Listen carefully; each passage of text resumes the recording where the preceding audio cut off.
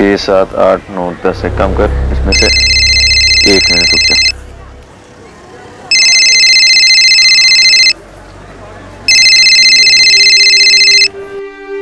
Hello, तुम्हारी बहन की डेड बॉडी पड़ी है, आके ले जाओ। कौन बोल रहा है? दिमाग तो सही है तेरा? एक बार में सुनाई नहीं देता है क्या? तुम्हारी बहन की बॉडी पड़ी है, आके ले जाओ। मेरी बहन? ये कब पैदा हो गई? अरे मेरी कोई बहन है ही नहीं। है कि नहीं वो तू देख, ये तेरा प्रॉब्लम है। हेलो हेलो हेलो,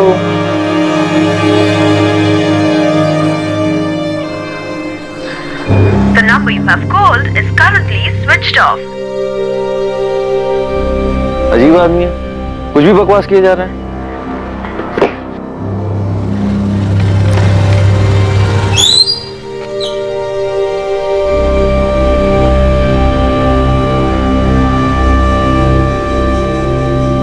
महाबलेश्वर के अमित भावे को जो फोन आया था, क्या वो कोई मजाक था? तुम्हारी बहन की डेड बॉडी पड़ी है, आकर ले जाओ। फोन करने वाले ने सिर्फ इतना ही कहा था, लेकिन अमित भावे की कोई बहन थी ही नहीं। अमित भावे अपने मां बाप एकनाथ और मीनाक्षी भावे की इकलौती औलाद था। क्या ये फोन, ये कॉलर ये जानकारी देना चाहता था कि किसी की मौत हुई है? जो जानकारी उसने गलती से गलत इंसान को दे दी थी, और ये मजाक नहीं था बल्कि सच था। क्या सच में कहीं किसी लड़की की मौत हुई?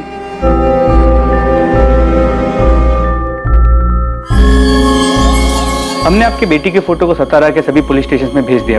हम निकिता के दोस्तों से भी बात कर रहे हैं। निकिता के कॉल रिकॉर्ड से मोबाइल लोकेशंस भी मंगवाए। हमने हॉस्पिटल्स में भी चेक किया, लेकिन कहीं से कोई खबर नहीं मिली। प्रताप राव जी, कल घर में किसी बात को लेकर कोई झगड़ा हुआ था जिससे गुस्सा होकर? नहीं, कोई झगड़ा वगड़ा नहीं हुआ था। कल भी हमेशा की तरह निकिता कॉलेज के लिए सुबह निकली थी। हाँ, कॉलेज से दोपहर में वो ट्यूशन जाती है और 4 बजे घर वापस आ ही जाती है। कल सुबह रोज की तरह निकिता कॉलेज के लिए और शिवम स्कूल के लिए घर से साथ में ही निकले थे। शिवम 4:30 बजे घर आ गया था, पर निकिता नहीं आई। सर मैडम, कल निकिता कॉलेज आई थी, मैं उससे मिली भी थी। 1:30 बजे तक वो कॉलेज में ही थी। उसके बाद वो ट्यूशन क्लासेस के लिए गई होगी। आरती, मैंने निकिता के ट्यूशन में पता किया, कल वो ट्यूशन गई नहीं। मैडम, मैंने टीचर से ही पूछा और अटेंडेंस रजिस्टर भी चेक किया। 27 अप्रैल को निकिता एब्सेंट थी। धवल जी, निकिता अक्सर छुट्टी करती है, रेगुलर क्लास आती है? वो तो रेगुलर क्लासेस आती है। बहुत अच्छी स्टूडेंट है।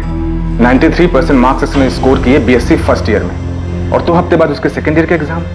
मुझे खुद अजीब लग रहा है कि पढ़ाई में इतनी अच्छी लड़की क्लासेस बंक करके अचानक कहीं चली जाएगी और घर नहीं लौटेगी। आरती, क्या निकिता ने तुम्हें बताया था कि वो क्लासेस जा रही है? नहीं, उसने बताया तो नहीं, पर मुझे पता है कि 2 से 3:30 बजे उसकी ट्यूशन क्लासेस होते ही है। कॉलेज से वो सीधा धवल सर के यहाँ क्लासेस के लिए जाती है। क्लासेस नहीं गई तो फिर कहाँ जा सकती है? कोई बॉयफ्रेंड है उसका?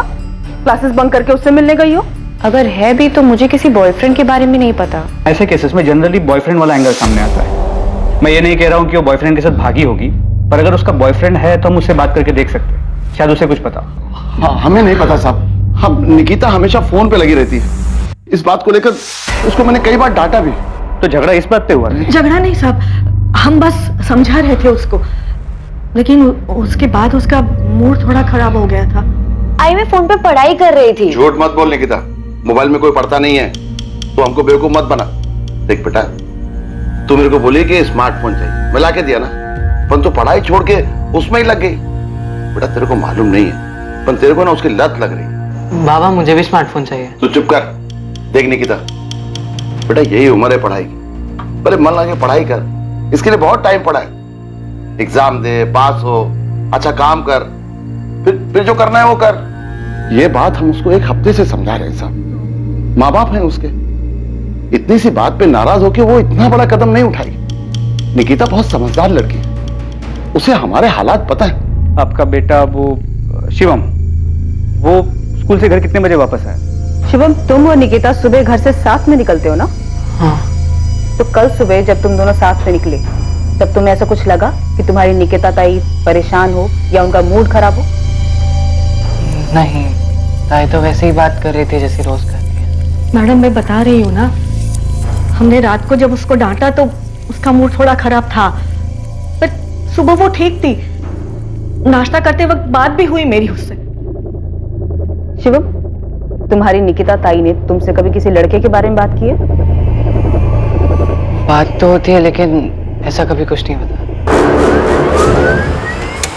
निकिता आप्टे की फोटो सतारा और पास के सभी इलाकों में सर्कुलेट कर दी गई। निकिता के कॉलेज के नोटिस बोर्ड पर भी निकिता की फोटो लगाई गई थी।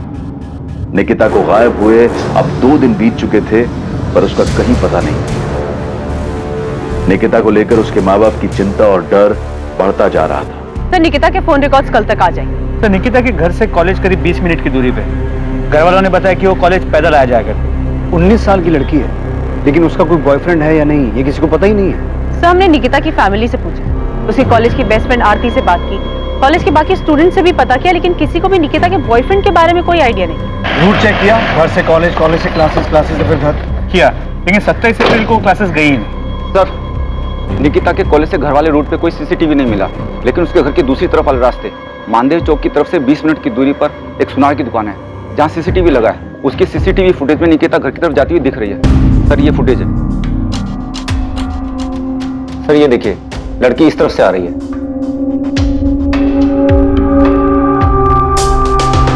ये मानदेव चौक की तरफ से आ रही है? हाँ सर, इस तरफ से बुराड़ नगर जहाँ निकिता रहती है, वहाँ पहुँचने में 30 से 35 मिनट लगते हैं। 27 अप्रैल 3:45, मतलब इतना तो कंफर्म है निकिता ट्यूशन क्लासेस नहीं गई थी, क्योंकि इसके ट्यूशन क्लासेस बापर सर्कल के पास है, ठीक उल्टी तरफ, और ये दूसरी तरफ से आ रही है। ये पक्का क्लासेस बंक करके इस तरफ किसी से मिलने गई हो।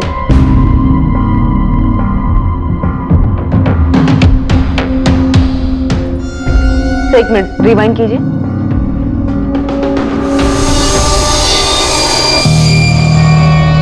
सही देखिए, लड़की परेशान लग रही। मानदेव चौक से लेके बुराड़ नगर, जहां निकिता का घर है, पूरा एरिया स्कैन करो। ये लड़की मानदेव चौक क्रॉस करती हुई नजर आ रही है।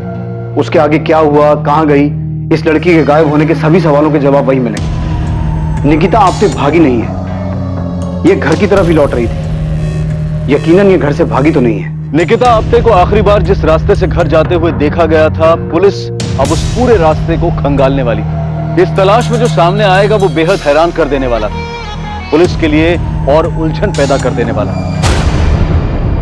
जिस रास्ते से निकिता 27 अप्रैल को घर जा रही थी, उस रास्ते में एक छोटा जंगल था। निकिता पुलिस को उसी जंगल में मिलने वाली थी।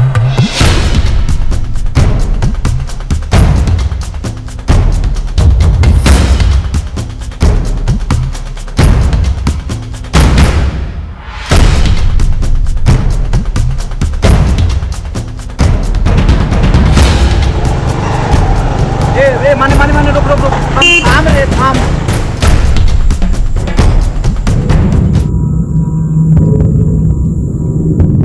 इसने आत्महत्या की है? सर, देख के तो ऐसा ही लगता है। सीसीटीवी फुटेज में प्रतिमा ने शायद सही पकड़ा था। ये लड़की किसी बात से परेशान लग रही थी।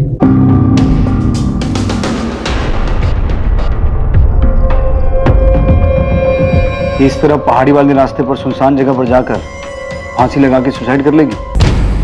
सुसाइड क्यों करेंगे? पर किस लिए? चाहे कुछ भी हो जाए, ताई सुसाइड नहीं कर सकती। शिवम, अभी कुछ पता नहीं चला है, और निकिता की बॉडी हमें पेड़ से लटकी हुई मिली, और हम वही बोल रहे हैं जैसा दिख रहा है।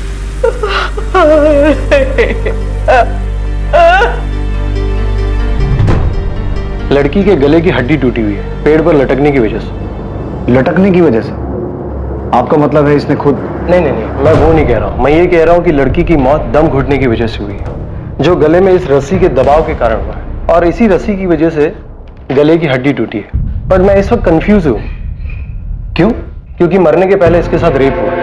रेप हुआ? हाँ, रेप हुआ, और इसने खुद को बचाने की पूरी कोशिश की है। तो पहले इसके साथ जबरदस्ती की गई, फिर गला दबाकर मारा गया, और फिर पेड़ से लटका दिया?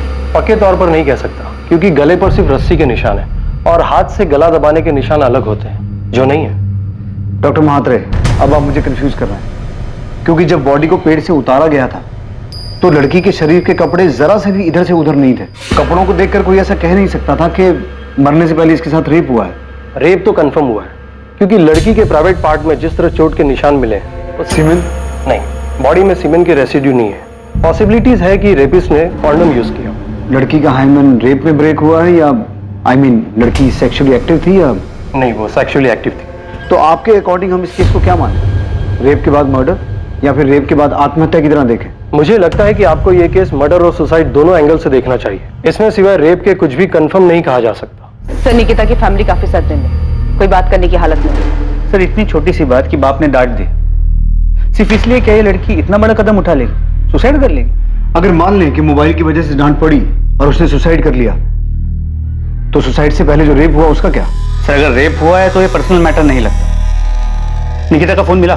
मैंने आसपास के एरिया को छाना, लेकिन निकिता का फोन कहीं भी नहीं मिला, नहीं उसके बैग में, नहीं आसपास कहीं। तुम लोग उधर देखो और तुम उधर। मोहिते, वो झाड़ियों के पीछे देखो, एक एक जगह देखना, कोई जगह छूटनी नहीं चाहिए।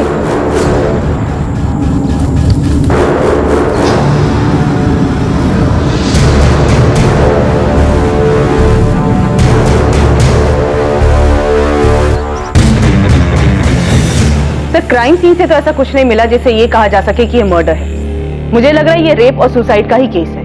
प्रतिमा, लड़की के साथ रेप हुआ और उसने तभी सोच लिया कि उसे सुसाइड करना है। सर अगर रेप उसी स्पॉट पे हुआ, ऐसा मान लेते हैं कि वही हुआ, पर हादसे के बाद लड़की बुरी तरह टूट गई और उसने सोचा कि उसे आत्महत्या करनी है, लेकिन फिर भी क्या वो रस्सी अपने साथ लेके घूम रही थी? उसे क्या पहले से पता था उसके साथ कुछ बुरा होने वाला है, उसे सुसाइड करना पड़ेगा? सर फुटेज में निकिता परेशान लग रही थी, शायद उसका रेप कहीं और हुआ और फिर लड़की ने सीधे दुकान में जाकर रस्सी खरीद ली। सर मुझे पूरा यकीन है कि यह मर्डर है और जिसने भी किया है पूरे प्लानिंग के साथ किया है। पॉसिबल है कि उसने निकिता पे पहले से नजर रखी हुई थी, उसे पता था आज वो किस रास्ते से जाएगी और उसका फायदा कैसे उठाया जा सकता है। कॉन्डम, रस्सी, सब कुछ प्लानिंग के तहत किया गया। फिर भी सर कोई ना कोई पर्सनल एंगल तो होगा ना, या तो लड़की के साथ या फैमिली के साथ, और अगर किसी ने मर्डर किया भी है तो कोई ना कोई पर्सनल एंगल तो होगा ना। हाँ बिल्कुल, पर्सनल एंगल के पूरे चांसेस, लेकिन यहाँ पर मर्डर को सुसाइड का कलर दिया गया। शायद पोस्टमार्टम में कोई चूक हुई, स्ट्रैंगुलेशन मार्क दिखा नहीं, लेकिन सर लड़की इतनी जल्दी इतना बड़ा डिसीजन ले लेगी, वो भी रस्सी तैयार पहले से? हमें सबसे पहले जरूरत है निकिता की फैमिली से बात करने की, उसका बैकग्राउंड निकालने की। सुसाइड हो या मर्डर, इसमें कुछ तो पर्सनल है। शायद रेप का प्लान ना हो, मौके का फायदा उठाया गया हो, जो भी है हमें दोनों पॉसिबिलिटीज का पता करना हो। मोहिते, मुझे सतारा और सतारा के आसपास के सारे पुलिस स्टेशन से रेप और मॉलेस्टेशन के सारे केसेस चाहिए, और ऐसे केसेस में कौन सा हिस्ट्री शीटर बाहर है, कौन सा अंदर है या बेल पर, सबकी पूरी जानकारी चाहिए फौरन। माने बुराड़ नगर से लेकर मानदेव चौक के बीच में जितनी भी दुकानें हैं, सभी दुकानदारों को निकिता की फोटो दिखाओ और पता करो क्या लड़की ने हाल ही में कोई रस्सी खरीदी थी। मतलब उसने सुसाइड है या मर्डर, ये तो जल्दी पता चल जाएगा। प्रताप राव जी, मैं आपकी तकलीफ समझ सकता हूँ। निकिता की पोस्टमार्टम रिपोर्ट के हिसाब से निकिता की मौत 27 तारीख शाम को ही हो गई थी। मौत का समय 4 से 6 के बीच का है।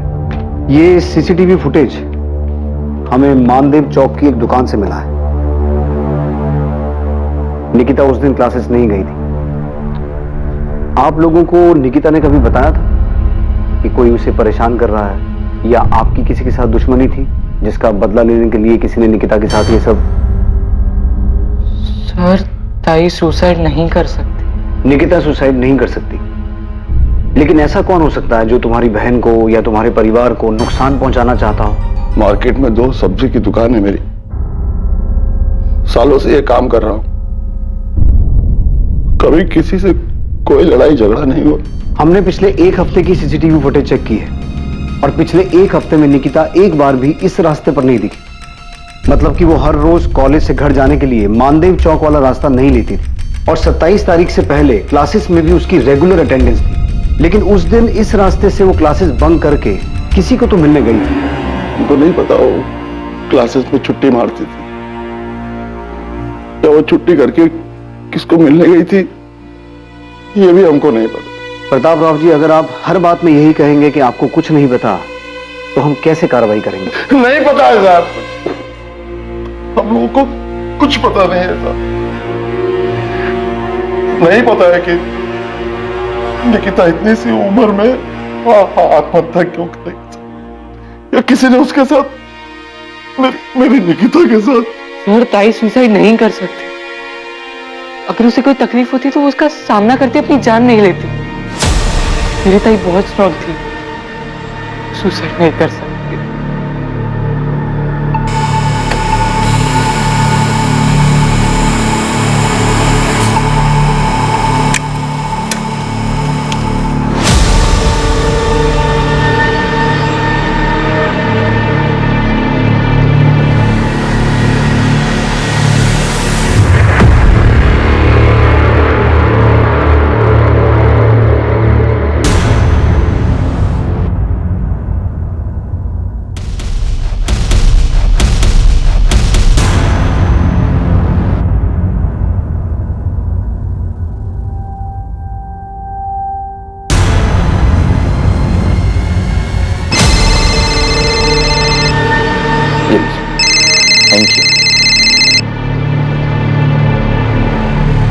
हेलो। कौन बोल रहा है? जी आप कौन बोल रही हैं? मैं सतारा से असिस्टेंट सब इंस्पेक्टर प्रतिमा दलवी बोल रही हूँ। जी मैडम, मैं अमित भावे बोल रहा हूँ, बताइए। इस वक्त कहाँ हैं आप? जी मैं अभी अपने दुकान पर हूँ, महाबलेश्वर मार्केट में। क्यों, क्या हुआ? निकिता आप्टे को जानते हैं आप?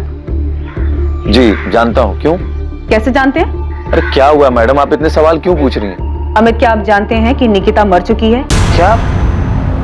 जी नहीं नहीं नहीं जानता मैम। एक्चुअली क्या है कि निकिता जो है वो मेरी कजन है, मेरी आई मीनाक्षी भावे के चचेरे भाई प्रताप राव आप्टे की बेटी है। और मैम ये बात आप हमें क्यों बता रही हैं? अगर ऐसा कुछ हुआ तो प्रताप मामा और शिवम ने फोन क्यों नहीं किया? निकिता ने मरने से पहले आखिरी कॉल आपको किया था। क्या? मुझे मैडम ये क्या कह रही है आप? मुझे कुछ। अमित, निकिता का रेप हुआ है और रेप होने के बाद या तो उसने सुसाइड किया है या उसका मर्डर हुआ है। ये सब 27 अप्रैल की शाम की बात है और निकिता ने मरने से पहले शाम को 4:23 पे तुम्हारे नंबर पे कॉल किया था और 21 सेकंड बाद भी हुई है तुम्हारी। मैडम निकिता के साथ जो कुछ भी हुआ ये सुन के मेरा सर घूम रहा है। बहुत बुरा हुआ निकिता के साथ। लेकिन मैडम अगर निकिता मुझे फोन करती तो क्या मैं उसके परिवार वालों को नहीं बताता? और वो मुझे यहाँ महाबलेश्वर में फोन क्यों करती? अगर उसे फोन करना था तो अपनी फैमिली को सतारा में फोन करती। अमित, निकिता ने ऐसा क्यों किया ये बताने के लिए निकिता जिंदा नहीं है, तो तुम्हें बताना होगा कि उस वक्त तुम दोनों की क्या बात हुई थी। मैडम मेरी उससे 1 मिनट 27 तारीख को मैडम 27 तारीख की शाम में मुझे एक अजीब सा कॉल आया था। कोई आदमी था, कह रहा था कि आकर के अपनी बहन की डेड बॉडी ले जाओ। तो क्या जवाब दिया तुमने? मैडम मैं क्या जवाब देता? मुझे लगा कोई मजाक कर रहा है। मेरी तो कोई सगी बहन है ही नहीं। अमित, वो कॉल तुम्हारी सिस्टर निकिता के फोन से आया था, तो तुम्हें कैसे नहीं लगा सिस्टर मतलब कजन सिस्टर भी हो सकता है? मैंने इस बात पे ध्यान क्यों नहीं दिया कि कजन सिस्टर भी तो हो सकती है। अमित, सतारा पुलिस स्टेशन तुरंत पहुंचो।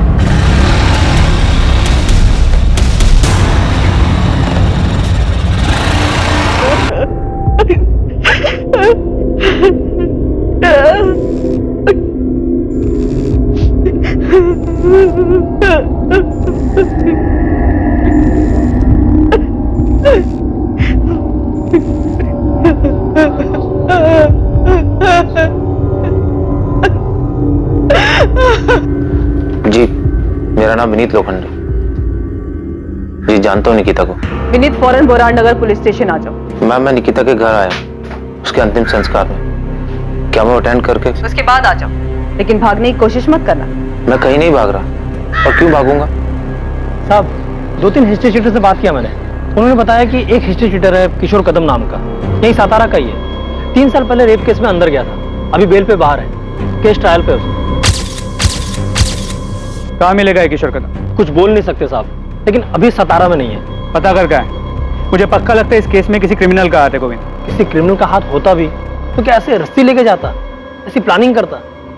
नहीं, मेरे को क्या लगता है ना, कोई पर्सनल एंगल है। गोविंद थियरी मत बना, पता कर ये किशोर कदम कहाँ है, किस बिल में चुप के बैठा है। मुझे ये किशोर कदम जल्द से जल्द चाहिए।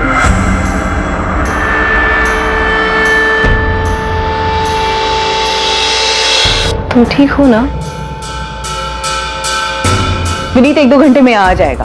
अंतिम संस्कार के बाद वो डायरेक्ट यहीं पर आ रहा है। मैंने मोहिते को उस पर नजर रखने के लिए बोला है। ये निकिता का बॉयफ्रेंड था। ताज्जुब की बात है कि इसके बारे में किसी को कुछ पता ही नहीं है। अजीब तो है सर। जब मैंने विनीत से निकिता के बारे में पूछा तो उसने कुछ छुपाने या फिर झूठ बोलने के बजाय सीधा बोला कि उसका और निकिता का अफेयर था। विनीत निकिता का सीनियर था, पिछले साल उसका ग्रेजुएशन पूरा हुआ और उस दिन निकिता ने क्लास सिर्फ विनीत से मिलने के लिए बंक किया था। और 27 अप्रैल को दोपहर में वो दोनों माधव चौक के पास जो पार्क है वहां मिले थे। अक्सर वो दोनों वहीं मिला करते थे। और इसी वजह से निकिता उस रास्ते से घर जा रही थी, राइट? Yes sir. तो ये अमित अलग ही केस। जब अमित को वो कॉल आया था कि उसकी बहन मर गई है तो उसने कोई भाव ही नहीं दिया, फोन कट कर दिया क्योंकि उसकी अपनी कोई बहन नहीं है, जबकि उसे वो कॉल निकिता के ही फोन से आया था। झूठ बोल रहा है। ये अमित कितनी देर में पहुंचेगा यहाँ? महाबलेश्वर से निकल गया, उसका फोन ट्रेस कर रहे हैं फिलहाल ऑन। मुझे नहीं लगता भागने की कोशिश करेगा। अमित भावे को महाबलेश्वर में निकिता के मोबाइल फोन से फोन आया था। तुम्हारी बहन की बॉडी पड़ी है, आके ले जाओ। मेरी बहन? अरे मेरी कोई बहन है ही नहीं। वो फोन जो अब लापता था, पर सवाल यह था कि अमित को कैसे कुछ समझ में नहीं आया, जबकि फोन खुद निकिता के नंबर से आया। और दूसरा सवाल कि यह कैसे हो सकता था कि किसी को पता ही नहीं था कि निकिता का विनीत लोखंडे नाम का कोई बॉयफ्रेंड है। सिर्फ यही नहीं, और भी बहुत सारी बातें थी जो इस केस में सामने आनी बाकी थी।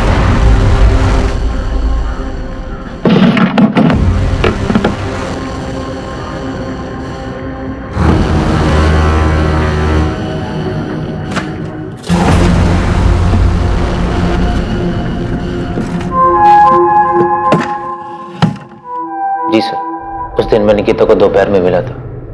पिछले 1.5 साल से मेरा उसका अफेयर चल रहा था। 1.5 साल से? उसके बावजूद निकिता के परिवार में किसी को ये बात पता नहीं? नहीं पता, और मेरी फैमिली को भी कुछ नहीं पता। पर तुम्हारे कॉलेज में भी किसी को नहीं पता? हमने निकिता की बेस्ट फ्रेंड आरती से भी पूछा, उसे भी तुम दोनों के बारे में कुछ नहीं पता है। मैंने और निकिता ने मिलकर ऐसे ही डिसाइड किया था। मैं एमएससी कर रहा हूँ, उसे बीएससी करनी थी, उसके बाद मास्टर, और इसके बाद हम दोनों को शादी के बारे में डिसाइड करना था और फिर सबको अपने रिश्ते के बारे में बताना था। तुम 27 अप्रैल को निकिता को उस पार्क में मिले थे।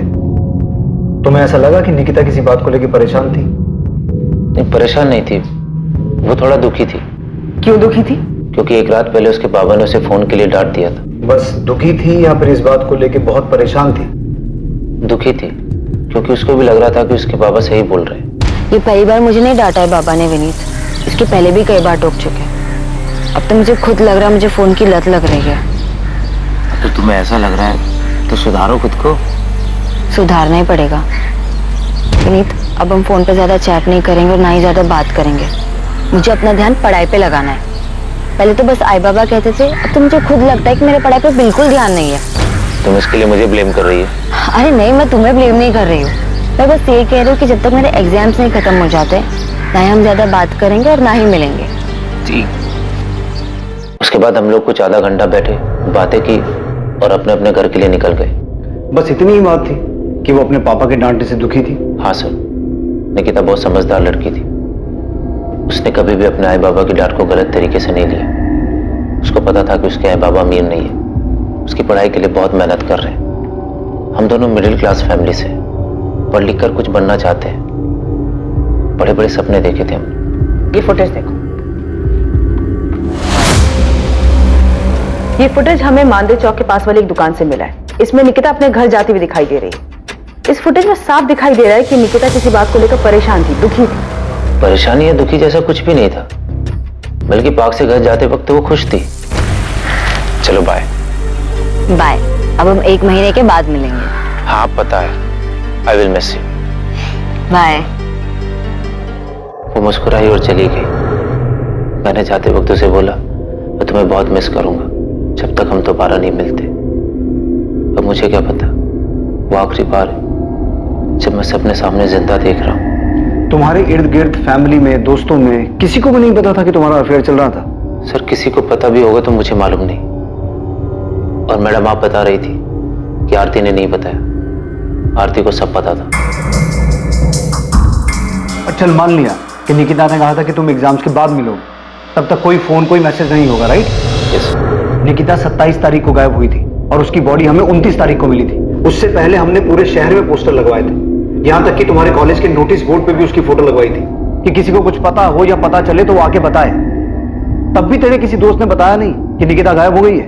और आरती ने भी नहीं बताया हमें ये सब। मैंने आपको बताया ना, हम दोनों ने मिलकर डिसाइड किया था कि फोन को साइड में रख के स्टडी पे फोकस करेंगे, और इसके बाद मैंने अपना फोन स्विच ऑफ कर दिया था। अच्छा, तो फिर आज ऑन क्यों किया? एग्जाम पास कर लिए तूने? नहीं सर, न्यूज़पेपर से पता चला कि क्या हुआ। इतने शौक में था कि समझ में नहीं आया क्या करूं क्या ना करूं। बहुत गिल्टी फील हो रहा था। क्यों गिल्टी फील हो रहा था? मेरी गर्लफ्रेंड के साथ इतना सब कुछ हो गया और मुझे पता ही नहीं चला। पिछले 1-1.5 साल से तुम्हारा अफेयर चल रहा था, राइट? और इस छोटे से शहर में किसी को तुम्हारे अफेयर के बारे में नहीं पता था, राइट? यस। तो इस 1-1.5 साल के अफेयर में तुम दोनों का फिजिकल रिलेशन बना? नहीं सर, निकिता ऐसी लड़की नहीं थी। उसने साफ साफ कह दिया था कि शादी से पहले हमारे बीच में ऐसा कुछ नहीं होगा। और तू भी उस तरीके का लड़का नहीं है, इसलिए तू इस बात पे मान गया। अब कहना क्या चाहती है मैडम? मैं निकिता से प्यार करता था। मैं उसके साथ फिजिकल होने के लिए रिलेशन नहीं बनाया था। सब आप ऐसे क्यों देख रहे हैं मुझे? तू नहीं था तो फिर कौन था जिसका निकिता के साथ फिजिकल रिलेशन था? तू झूठ पे झूठ बोले जा रहा है और तेरा हर झूठ पकड़ा जा रहा है। निकिता के साथ रेप हुआ था, लेकिन वो सेक्सुअली एक्टिव थी। इसलिए अब बकना बंद कर और बोलना शुरू कर। जी सर, हमारे बीच में फिजिकल हुआ था। ये बात मैंने इसलिए छुपाई ताकि निकिता की फैमिली को पता ना चले, नहीं तो बेकार में। क्या बेकार में? बेकार में क्या विनीत? निकिता मर चुकी है, उसका रेप हुआ था और रेप होने के बाद या तो उसने सुसाइड किया या उसका मर्डर हुआ। इससे ज्यादा क्या सदमा लगता है उसकी फैमिली को? तू क्या सोच रहा है? तू कुछ छुपाएगा तो बच के निकल जाएगा। मैडम जब मैंने कुछ किया नहीं तो मैं क्या छुपाऊंगा? हाँ मैंने आपसे झूठ बोला कि हम दोनों के बीच में फिजिकल रिलेशन नहीं था, लेकिन हम दोनों के बीच में जो भी हुआ वो हम दोनों की मर्जी से हुआ था। निकिता पार्क से निकलते वक्त खुश थी या ये भी झूठ बोल रहा है? मैडम मैं कसम खा के कहता हूँ मैं झूठ नहीं बोल रहा हूँ। निकिता पार्क से निकलते हुए खुश थी, उसे कोई परेशानी नहीं थी।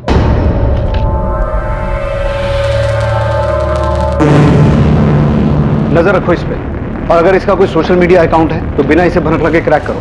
सर मैं साइबर टीम को काम पे लगा देती हूँ। वो विनीत के सारे सोशल मीडिया प्रोफाइल और चैट मैसेजेस को खोद कर निकालेंगे। तब तक मैं इस आरती की खबर लेती हूँ सर। उसने हमसे झूठ कैसे बोला कि वो विनीत को नहीं जानती? सर इस आरती का पक्का कोई झोल है। चेक करो। और ये अमित भावे का क्या हुआ? वो पहुंचा क्यों नहीं अभी तक? अभी पता करती हूँ। मैडम पूरे बोराड नगर से लेकर मानदेव चौक तक सब दुकान पे पता किया, जहां से भी ये रस्सी खरीदी जा सकती थी। उनमें से किसी दुकानदार ने ये रस्सी निकिता को नहीं बेची। ठीक है माने, मुंबई साइबर सेल को फोन करो और अश्विन को मैसेज भेजो कि मुझे फोन करे। उसका फोन नहीं लग रहा है। अमित, अगर तुझे ऐसा कोई फोन आया था तो तूने हमें बताया क्यों नहीं? हम समझ जाते कि वो निकिता की बात कर रहा है। दूर के रिश्तेदारों में भी निकिता के अलावा तेरी और कोई बहन थी ही नहीं अमित। भाई मेरा दिमाग ही नहीं गया उस तरफ, तो क्या करूं? मीनाक्षी, अमित की कोई गलती नहीं है। अब कैसे किसी को पता होगा कि किसी रिश्तेदार के साथ ऐसा कुछ भी हो सकता है? भाई निकिता का अपना परिवार है सतारा, तो कोई मुझे फोन क्यों करेगा? क्यों? इसलिए भी मेरा ध्यान नहीं गया उस तरफ। आप लोग मामा जी के घर जाओ, मैं पुलिस स्टेशन होकर के आता हूं। ये लड़की थी जो मानदेव चौक से बोराट नगर अपने घर जा रही पैदल।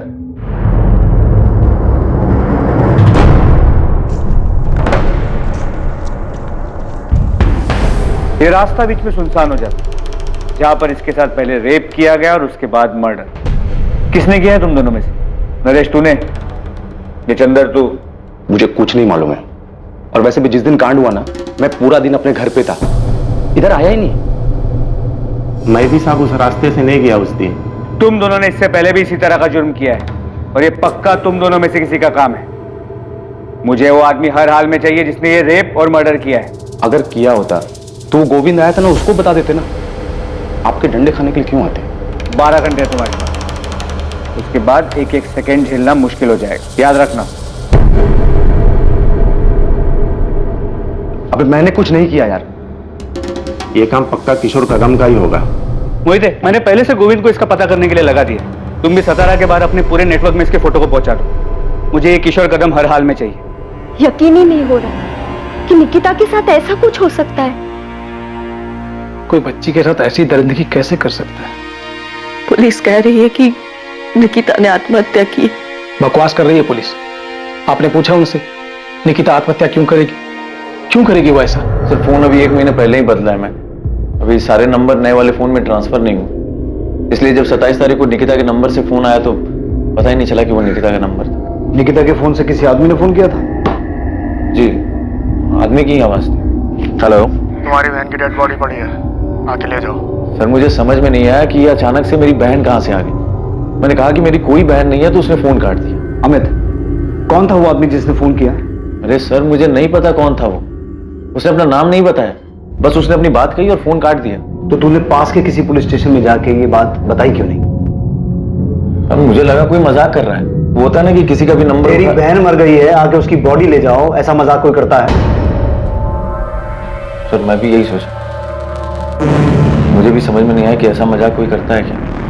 लेकिन सर मैं क्या करता? निकिता का नंबर मेरे मोबाइल में सेव नहीं था। अगर निकिता का नंबर मेरे मोबाइल में सेव होता और उस नंबर से फोन करके कोई ऐसी बातें करता तो मैं सोचता भी। सर सिर्फ नंबर आया था, नाम नहीं। एक बात बता, जिसने तुझे फोन किया उसने कहा तेरी बहन है, इसका मतलब है उसे पता था कि निकिता तेरी बहन है, बेशक दूर की है, और फिर उसने तुझे ही फोन क्यों किया? यहां सतारा में उसके माँ बाप को फोन क्यों नहीं किया? ये मैं कैसे बता सकता हूं सर? ये तो आप जाकर के उससे पूछिए जिसने फोन किया है और जिसने निकिता के साथ ये गलत काम किया और फिर ढूंढ ढांड करके मेरा नंबर निकाला और मेरे नंबर पे फोन मिला दिया। नहीं अमित, ये बात कुछ बैठ नहीं रही। कॉलर ने तुझे फोन करके वो बताया जो हो चुका था, और फिर तूने ये बात ना तो पुलिस को बताई ना ही अपने माँ बाप को। तूने ये भी जरूरी नहीं समझा कि अपने मामा प्रताप राव को एक बार फोन करके पूछ लो कि सब कुछ ठीक है कि नहीं। सर मैं ऐसे कैसे इतना दिमाग लगा कि वो बहन बोला मतलब मेरी दूर की बहन निकिता होगी और निकिता के साथ ऐसा कुछ हुआ होगा। सर मुझे तो ये बात तब पता चली जब आपके असिस्टेंट सब इंस्पेक्टर ने मुझे फोन करके ये बात बताई। और सर मुझे क्या, आई बाबा को भी इस बारे में नहीं पता। इतनी बड़ी बात हो गई और प्रताप मामा ने हमें फोन तक नहीं किया। क्यों नहीं किया? सर मुझे क्या पता क्यों नहीं किया। इतनी बड़ी घटना हुई है, हो सकता है सदमे में हो, उनका दिमाग नहीं काम किया हो। पक्का जिसने फोन किया था उसने इतना ही बोला था और कुछ नहीं बताया था? सर अगर कुछ और बताया होता तो क्या मैं उसकी बात को हल्के में लेता? अब तो मुझे भी एहसास हो रहा है कि मैंने गलती कर दी। मुझे उसकी बातों को हल्के में नहीं लेना चाहिए था। मुझे पुलिस स्टेशन जाना चाहिए था। अमित को 27 तारीख से ही पता था, वो पहले से ही जानता था। मीनाक्षी और एकनाथ ने तो हमें कुछ नहीं बताया। मैं पहले ही सोच के हैरान था कि उन्हें निकिता के बारे में कैसे पता चल गया। अमित भी मिला था कल, उसने एक बार भी नहीं बताया कि घर आने से पहले वो यहां पुलिस स्टेशन होकर गया। प्रताप जी, कोई बात है क्या? अमित के साथ कुछ हुआ है? वो जो भी है, पर किसी ने निकिता के फोन से अमित को फोन क्यों किया? हम भी यही सोच रहे हैं। आपके और अमित के बीच, आप दोनों परिवारों के बीच सब कुछ ठीक है? आपने भी निकिता के बारे में उन्हें नहीं बताया था? अमित की आई मेरे सगे काका की बेटी, मेरी चचेरी बहन। कोल्हापुर में हमारा खेत, उसको लेकर कई साल से कोर्ट में केस चला है। अभी पिछले 6 महीने पहले कोर्ट में तारीख थी। अमित आया था सतारा। कोर्ट के बाद उसने मुझसे बहुत बदतमीजी की, गुस्से में मेरा कॉलर पकड़ ली। जब तुझे कोर्ट में केस लेके ही जाना था तो अब लड़, ऐसे बाहर क्यों निपटा रहा है? वो जमीन मेरे नाना की और मेरी आई को ही मिलेगी और वो मैं लेकर रहूंगा, छोड़ूंगा नहीं। तेरे नाना ने तेरी आई की शादी के वक्त मेरे बाबा से पैसा लिया था, उसका लिखा भी मेरे पास है। तुझे बता भी चुका हूं और दिखा भी चुका हूं। मैं जमीन देने से कम मना कर रहा हूं, लेकिन तेरे नाना ने जो पैसा लिया था और लौटाया नहीं ना, उसकी भरपाई तो जमीन से ही होगी ना। अब पैसा दे दे और अपना हिस्सा ले ले। हाँ, 30 साल पहले ली गई नकदी की बराबरी आप जमीन से कैसे कर सकते हो? कोर्ट को करना है फैसला। बात करके तू आसानी से मामले को निपटाना नहीं चाहता। तू ही गया था कोर्ट में, मैं नहीं गया था। और भाव, अभी आपको लग रहा है आप केस हार जाओगे तो बाबा से जबरदस्ती समझौता करने से? ये शिवम, छोटा है तू, छोटा ही रह, बड़ों के बीच में मत मार। भाव, आप भी तो बाबा और काकी से छोटे हो, तो बीच में क्यों पड़ रहे हो? ये मामला उन्हें खुद सुलझाने दो। धोखा दिया है मामा आपने, इतनी आसानी से नहीं छोड़ूंगा। अमित झूठ बोल रहा है सर। ये कैसे हो सकता है कि उसके पास निकिता का नंबर ना हो? निकिता अपने नंबर से उसको फोन करती थी और उसने कई बार खुद निकिता को फोन किया कि ये समझौता उसके हक में करा दे। अमित भाव, एक तरफ समझौता करना चाहते हो, दूसरी तरफ आप बाबा को धमकी देते हो, कोर्ट के बाहर उनका कॉलर पकड़ते हो, बदतमीजी करते हो। आप समझते क्या अपने आप को? निकिता, मैं अपनी खुशी से कोर्ट में नहीं गया, बल्कि तुम्हारे बाबा ने मुझे मजबूर किया कोर्ट जाने के लिए। मेरे पास कोई दूसरा रास्ता ही नहीं छोड़ा। 30 साल पहले मेरे नाना ने तुम्हारे दादा से 50,000 रुपए लिए थे और उस 50,000 का हिसाब बढ़ा चढ़ा करके तुम्हारे बाबा आज खेत में हिस्सा काट रहे हैं। अब तू बता, 50,000 रुपए में इतना बड़ा खेत मिलेगा क्या? भाव, आप अपना ये गणित ना मुझे मत समझाओ। हिसाब करना मैं आपसे ज्यादा अच्छे से जानती हूँ। बाबा आपके साथ कुछ गलत नहीं कर रहे। अगर तेरे दादा ने अपने भाई की बेटी की शादी में 50,000 रुपए दिए ना, कोई बड़ा काम नहीं किया। और वैसे भी ये चाचा की तरफ से अपनी भतीजी को शादी का गिफ्ट हुआ ना। वाह भाव, अब तो गिरगिट की तरह रंग बदलते। देखिए भाव, कोर्ट जाने का फैसला आपका था, हमारा नहीं। तो अब जो भी फैसला करेगी कोर्ट ही करेगी और हम सबको मानना पड़ेगा। निकिता, मुझे लगा था तू पढ़ लिख रही है तो थोड़ी अकल होगी तुझमें। तू अपने बाबा को समझाएगी कि परिवार में ऐसे झगड़े नहीं करते, लेकिन तू भी अपने बाबा की तरह बैल बुद्धि ही है, कुछ समझ नहीं है तुझमें भी। आपको समझ आ गया है ना? तो अब बार बार मुझे फोन करके परेशान मत करना कि अपने बाबा को समझाओ, ठीक है? बाय। तो क्या अमित ने कुछ किया? निकिता के साथ जो हुआ है वो... अब आपने ये सब बताया है तो चीजें समझ में आ रही हैं, आंकड़े सही बैठ रहे हैं। अमित का इसमें हाथ हो सकता है। प्रताप राव आप्टे और अमित भावे के बीच पुश्तैनी जमीन को लेकर चल रहे झगड़े के खुलासे के बाद निकिता के फोन से अमित को आए उस कॉल के मायने बदल रहे थे, इस केस को एक नई दिशा दे रहे थे। अमित भावे, जिसे निकिता के फोन से गुमनाम फोन आया था, क्या वाकई वो फोन अमित के लिए किसी गुमनाम फोन की तरह था? जितना जल्दी हो सके अमित के फोन रिकॉर्ड्स मंगवाओ और महाबलेश्वर जाकर उससे जुड़े हर इंसान से पूछताछ करो। आपको लगता है कि वो कॉलर अमित को जानता था जिसने निकिता के फोन से उसे कॉल किया था? सचिन, पूरे चांसेस हैं कि अमित ने किसी को सुपारी दी हो और उस सुपारी किलर ने मौके का फायदा उठाकर मर्डर के साथ साथ रेप किया हो। आप मुझ पे ऐसे क्यों चिल्ला रही हैं? चिल्लाओ नहीं तो क्या तेरी आरती उतारूं? 15 बार कॉल किया, 20 बार मैसेज किया कि कॉल बैक कर, लेकिन तूने कॉल बैक नहीं किया है। मैंने फोन इसलिए नहीं किया क्योंकि जो निकिता के साथ हुआ मैं उसके शौक में थी। 2 दिन से बीमार थी, मैं कॉलेज भी नहीं आ पाई। और अगर मैंने फोन नहीं किया तो आप मुझसे ऐसी बात करोगे, आरती उतारू मैं तेरी। तूने हमसे झूठ क्यों बोला कि तुझे नहीं पता था कि विनीत निकिता का बॉयफ्रेंड था? क्योंकि मुझे नहीं पता था कि अभी भी दोनों के बीच में कुछ चल रहा था। और अगर मुझे पता ही नहीं है तो मैं क्या बताऊं आपको उनका क्या रिलेशनशिप था, कैसा था, मुझे नहीं पता। उनके बीच क्या था क्या नहीं ये बात की बात है। असल बात ये है कि निकिता का बॉयफ्रेंड था या नहीं था, जो बात तूने हमसे छुपाई। और अब आपको पता चल गया है ना, विनीत ने खुद बताया ना कि वो उसका बॉयफ्रेंड था। अब क्या चाहती है आप मुझसे? देखिए आप मुझे ना बार बार परेशान मत कीजिए। Thank you, bye.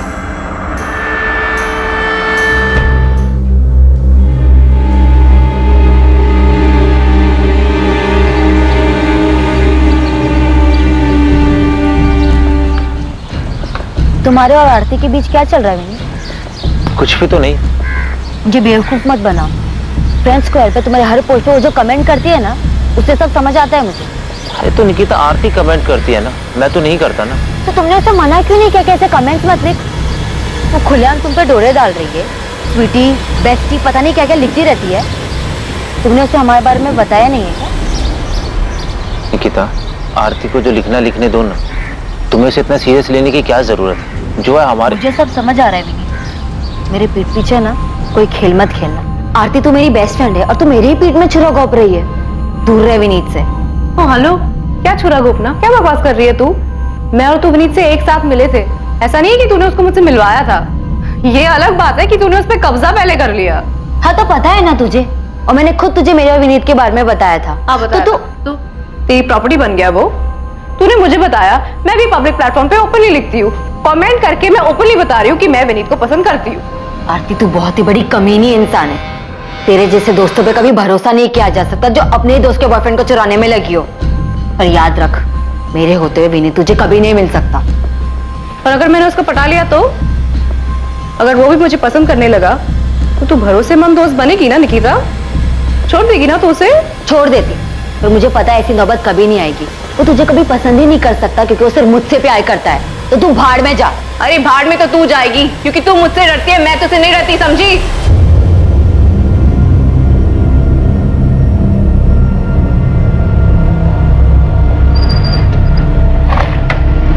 Sorry madam, ये सचिन साहब के लिए किशोर कदम की फील्डिंग लगा रहा था, इसके लिए आपको टिप देने में लेट हुआ। वो तो ठीक है गोविंद, ये बता आरती के बारे में कुछ पता चला या नहीं? मैडम, इनकी एक तीसरी दोस्त है, विद्या नाम है इसका। इससे जाके बात करो, इसे पता होगा कि ये आरती और निकिता पिछले 3 महीने से क्यों नहीं बात कर रहे। क्योंकि आरती विनीत के पीछे थी। बिल्कुल सही गेस किया आपने मैडम, पर ये आरती नहीं, विनीत भी बहुत पहुंची हुई चीज है। ये मुझे पहले से मालूम है। और मैडम, इस पूरी खिचड़ी में एक और पुराना चावल है, कुणाल सामंत।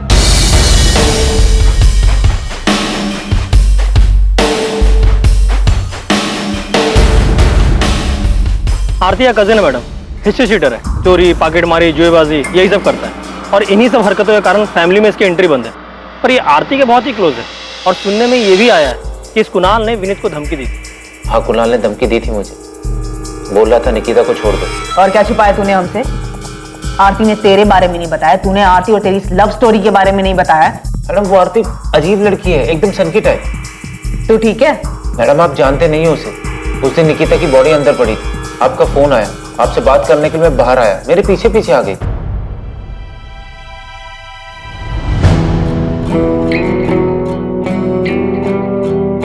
किसका फोन था विनीत?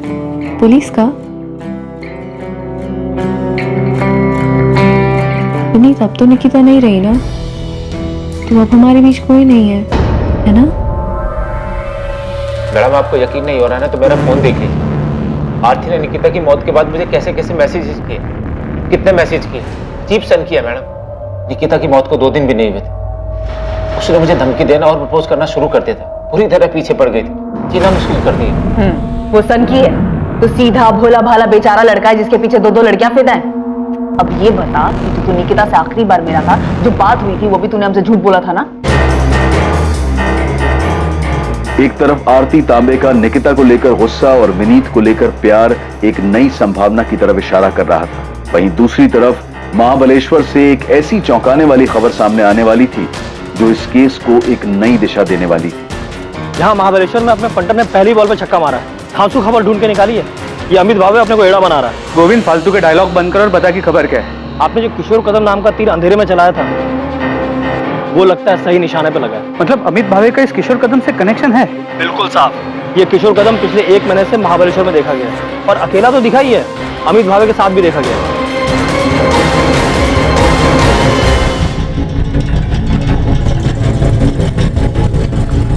यहाँ नहीं, मेरे पीछे पीछे पीछे।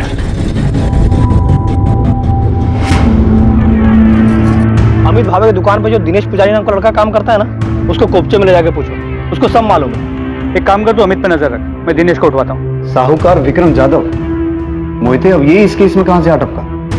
सर, जब मैं निकिता के घर पे निगरानी पे था तभी इस साहूकार विक्रम जाधव को देखा था। तावराव ने जो सब्जी के 2 स्टॉल लगाए हैं, उसके लिए उन्होंने साहूकार विक्रम जाधव से 15 लाख का कर्जा लिया है। जो हुआ वो नहीं होना चाहिए था, पर क्या कर सकते हैं? किसको मालूम था ऐसा कुछ होगा? नहीं मालूम था ना। मैं तुम लोगों का ख्याल रखेगा, तेरा भी शिवम का भी, समझ लेना। सर, ये विक्रम जाधव बहुत कमीना आदमी है। वो पैसा देता है लेकिन ब्याज और मूल के बदले और भी बहुत कुछ वसूलता है। बहुत कुछ मतलब जो लोग इससे कर्जा लेते हैं उनके घर की औरतों को अपने पास बुलाता है? हाँ सर, अभी 3 साल पहले मानदेव चौक का ये केस है सर। इसके चक्कर में एक पति पत्नी फंस गए, तब इस विक्रम जाधव के खिलाफ आत्महत्या के लिए मजबूर करने का मुकदमा दर्ज हुआ था।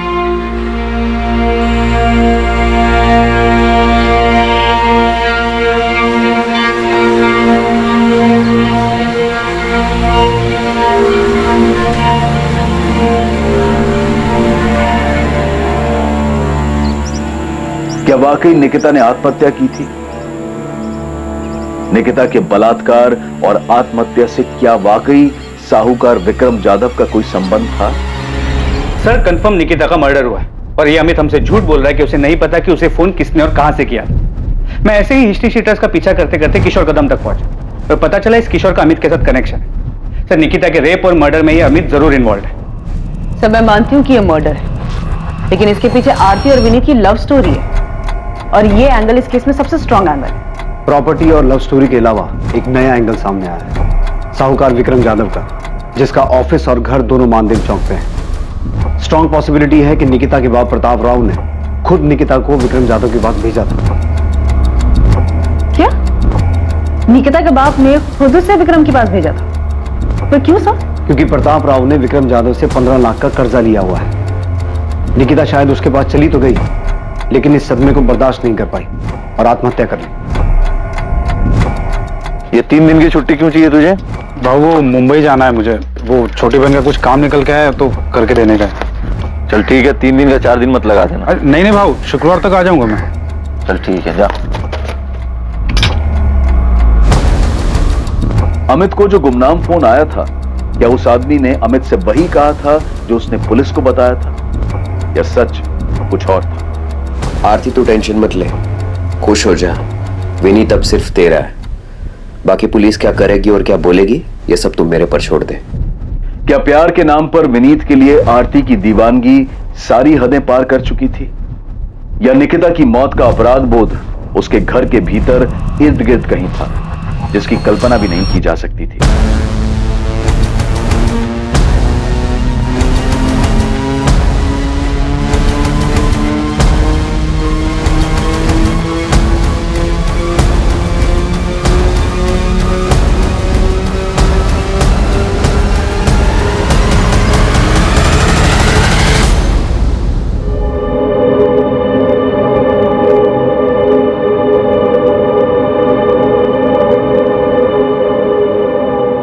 इंसानी दिमाग के बारे में सिर्फ एक चीज निश्चित है, और वो है उसकी अनिश्चितता। इच्छा और स्वार्थ इंसान की सोच को किस हद तक गिरा सकती है, इसकी कल्पना कर पाना भी असंभव है। वो क्या चीज है जो इंसान के दिमाग को गलत काम, जुर्म करने के लिए उकसाती है, ये कह पाना मुश्किल है।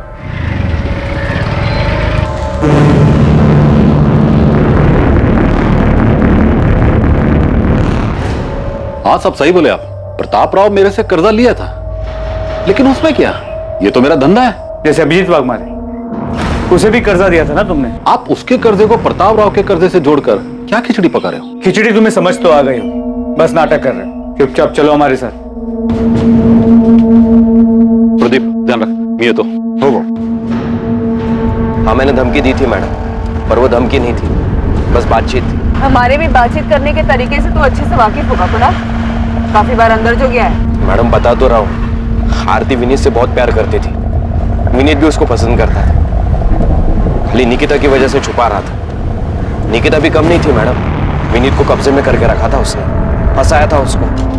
देख मेरे को बिल्कुल पसंद नहीं है कि तू एक साइड में मेरी बहन के साथ लाइकिंग खेले और दूसरी साइड में वो निकिता के साथ चक्कर चलाए। कुणाल प्लीज समझ ना, मैंने निकिता को कमिट किया है। बट हो गया अभी वो। देख मेरी बहन आरती तेरे से बहुत प्यार करती है, उसका दिल नहीं दुखना चाहिए, और निकिता को कैसे बाहर करना ये अब तू देख। आज से तेरा सारा लाइकिंग मेरी बहन के लिए रहेगा, समझा? और अगर ऐसा नहीं हुआ ना तो मेरे को बहुत बुरा लगेगा, और तेरे को मालूम है मेरे को बुरा लगेगा तो मैं क्या करूंगा।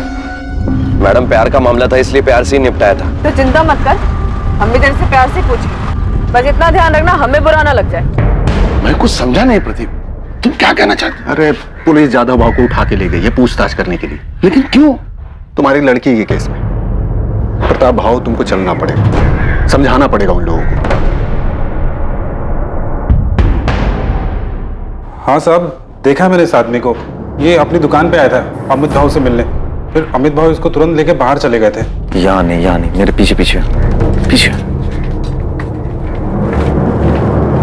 27 अप्रैल को अमित को जो फोन आया था उसके बारे में जानते हो? जी साहब, मैं उस टाइम दुकान पे ही था अमित भाव के साथ। मेरी बहन ये कब पैदा हो गई? मेरी कोई बहन है ही नहीं। हेलो, अजीब आदमी है, कुछ भी बकवास किया जा रहा है। दिनेश एक काम कर, थोड़ा काउंटर सवाल में आता हूँ। जी बाबू। फिर अमित भाव थोड़ी देर बाद वहां से बाहर चले गए थे, बस उसके आगे मैंने कुछ नहीं सुना साहब। क्या वो फोन इस हिस्ट्री शीटर किशोर कदम ने किया था? अमित की इसी से बात हुई थी?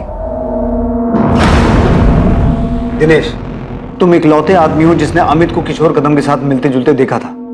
अमित की प्लानिंग के बारे में और क्या जानते हो? साहब मेरे को जो कुछ भी मालूम था मैंने आपको सब कुछ बता दिया, और साहब आपको मेरे को सुरक्षा देनी होगी। साहब अमित भाव बहुत खतरनाक आदमी है साहब, उसको ये सब मालूम पड़ेगा। घबराओ मत दिनेश, तुम्हें कुछ नहीं होगा।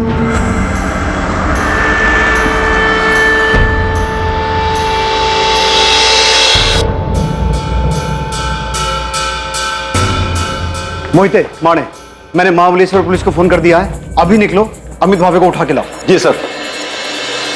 अमित भावे, निकिता आप्टे का कजन, उसे पुलिस ने हिरासत में ले लिया था। उन्हें शक था कि इस भयानक वारदात में उसका हाथ है, क्योंकि हिस्ट्री शीटर किशोर कदम, जिस पर पुलिस को शक था, इस जुर्म को अंजाम देने के लिए इन्वेस्टिगेशन में अमित के साथ उसके संबंध सामने आए थे। दूसरी तरफ आरती तांबे का भाई कुणाल सामंत भी निकिता के केस में संदिग्ध था, और साथ ही साथ पुलिस को साहूकार विक्रम जाधव पर भी गहरा शक था। आरती, ये तुम्हारे कजन कुणाल सामंत की फोन लोकेशन है, जिसमें साफ दिखाई दे रहा है कि 27 अप्रैल को ये उसी एरिया में था जहां से हमें निकिता की लाश मिली। हाँ तो मुझे इसके बारे में कुछ नहीं पता। मैडम मैं आपको पहले ही बता चुका हूँ, हो सकता मैं वहां से निकला हूँ, लेकिन अब सातारा इतना बड़ा भी शहर नहीं है कि किसी एक जगह से निकलना बड़ी बात है। अब मैं वो दिन वो टाइम उधर से क्रॉस किया और उधर ही निकिता के साथ कुछ हुआ तो आप मेरे को फंसाओगे? मतलब क्यों आरती, इसने तुझे पहले सिखा दिया था ना कि पकड़े गए तो पुलिस के सामने यही बोलना है। मैडम अगर इसने इतनी स्मार्ट प्लानिंग की है जो आप बता रहे हैं, तो आप ये भी बताइए कि सेम टाइम पे ये इतना बेवकूफ कैसे हो सकता है कि क्राइम की जगह पे ये अपना फोन लेके जाएगा। देखिए मैडम, आपको पता चला कि मैंने विनीत को धमकी दी थी, लेकिन ये बात तो मैं आपको पहले भी कह चुका हूँ कि हाँ मैंने किया, और उसके बाद भी मुझे कुछ ऐसा करना होता तो मैं ऐसा थोड़ी ना करता जिससे आपको कोई सबूत मिले और आप मुझे सीधा पकड़ ले। नहीं कुणाल, तू हर चीज में फेल हुआ है। तूने निकिता के मर्डर को सुसाइड दिखाने की कोशिश की है, जिसमें तू कामयाब नहीं हुआ है, तो उसमें भी फेल ही हुआ है। ये क्या बात कर रही है मैडम? निकिता मेरे को जानती थी तो वो मेरे साथ किधर भी आती क्या? और वो भी तब जबकि उसको ये पता था कि मैंने विनीत को धमकाया था। ये सच बोल रहा है। धमकी वाली बात को लेके निकिता ने मुझसे झगड़ा भी किया था। आरती, जब तेरे डोरे डालने से कुछ नहीं हो पाया तो तूने अपने लुच्चे लफंगे भाई को भेज दिया विनीत को धमकाने के लिए। तू मुझसे सवाल कर रही है? खुद को देखा है तूने? जब तू विनीत को रोक नहीं पाई मेरे पास आने से, उसको ब्लैकमेल करने लगी कि वो मुझसे दूर रहे। देख आरती, मुझे उसे ब्लैकमेल करने की कोई जरूरत नहीं है, क्योंकि वो तुझे पसंद ही नहीं करता है। अच्छा, तुझे पता है मुझे प्राइवेट मैसेजेस करता है? आरती, विनीत मेरा बॉयफ्रेंड है, वो तेरे इस जाल में कभी नहीं फंसेगा, तो बेहतर यही होगा तो अपने ये डोरे किसी और पे डाल, शायद कोई फंस जाए। अगर वो तुझसे इतना ही प्यार करता है तो इतना डर क्यों रही है कि वो तुझे छोड़ के मेरे पास आएगा? विनीत मेरा है और सिर्फ मुझसे प्यार करता है। ये सारी बकवास ना तो अपने दिमाग से निकाल दे, कि तेरे इस छिछोरे भाई को विनीत को धमकाने के लिए भेजेगी और वो तेरा हो जाएगा, क्योंकि ये सब करके भी तू देख चुके हो बुरी तरीके से हार गई है। तू एक लूजर है और लूजर ही रहेगी, समझी? दूर रहे विनीत से। मैंने कुणाल से सिर्फ हेल्प मांगी थी और उस हेल्प का मतलब किसी को नुकसान पहुंचाना नहीं था। मेरा और निकिता का खुला झगड़ा था, सबके सामने था, हम छुप के नहीं लड़ रहे थे और इसके लिए मैं निकिता के साथ ऐसा कुछ करूंगी? मैडम मेरी हिस्ट्री है, मैं जुआ खेलता हूँ, पॉकेट मारता हूँ, लेकिन रेप जैसी गंदी हरकत मैंने कभी नहीं की और ना ही मैंने किसी का मर्डर किया। मैं जानता हूँ मैडम आप मेरे पे भरोसा नहीं करोगे, पर क्या निकिता मेरे पे भरोसा करती? वो मेरे साथ ऐसे ही आ जाती क्या? और मैं उसके साथ ऐसा सब कुछ करता तो वो चीखती चिल्लाती भी नहीं। कुणाल, निकिता का फोन कहाँ है? अरे मैडम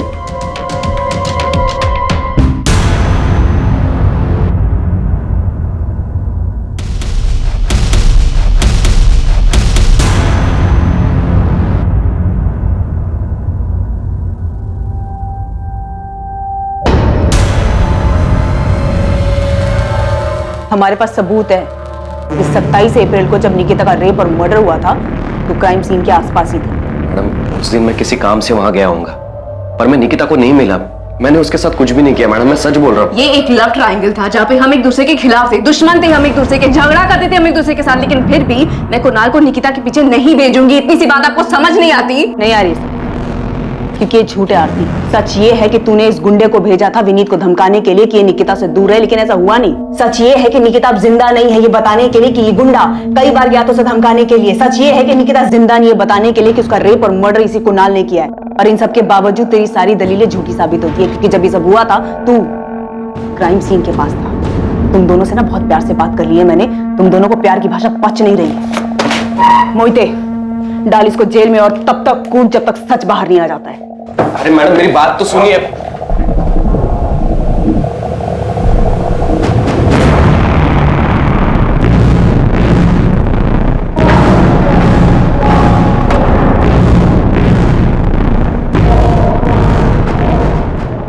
अगर हम विक्रम जाधव से पूछताछ कर रहे हैं तो इसमें आप इतना परेशान क्यों हो रहे हैं? आप मेरी परेशानी अच्छी तरह समझते हैं साहब। घुमा फिरा के आप यही कहना चाहते हैं ना साहब कि मैंने जादव बाबू से कर्जा लिया था और अपनी बेटी को उसके पास भेजा था ताकि ये कर्जा माफ हो जाए। हमने तो ऐसा नहीं कहा। तो फिर और क्या पूछेंगे विक्रम बाबू से आप? मेरी चचेरी बहन के बेटे अमित के खिलाफ सबूत है ना आपके पास, उसने किया है सब कुछ, पूछिए उससे। हम ना तो अमित भावे को बख्शेंगे ना ही विक्रम जाधव को, फिर चाहे आप खुद निकिता के पिता आके हमें ये क्यों ना कहें कि हमें किससे पूछताछ करनी है और किससे नहीं। आप ये कहना चाहते हैं कि एक बाप ने खुद अपनी बेटी को उस आदमी के पास भेजा था जिससे उसने कर्जा लिया था? प्रताप राव जी, हम किसी ऐसे नतीजे पर नहीं पहुंचे हैं, लेकिन आप जिस तरीके से जोर देकर इस बात पे अड़े हुए हैं कि हमें विक्रम जाधव से पूछताछ नहीं करनी चाहिए, उससे कुछ चीजों पर शक हो रहा है। आपके लिए बेहतर होगा हमें हमारा काम करने दीजिए।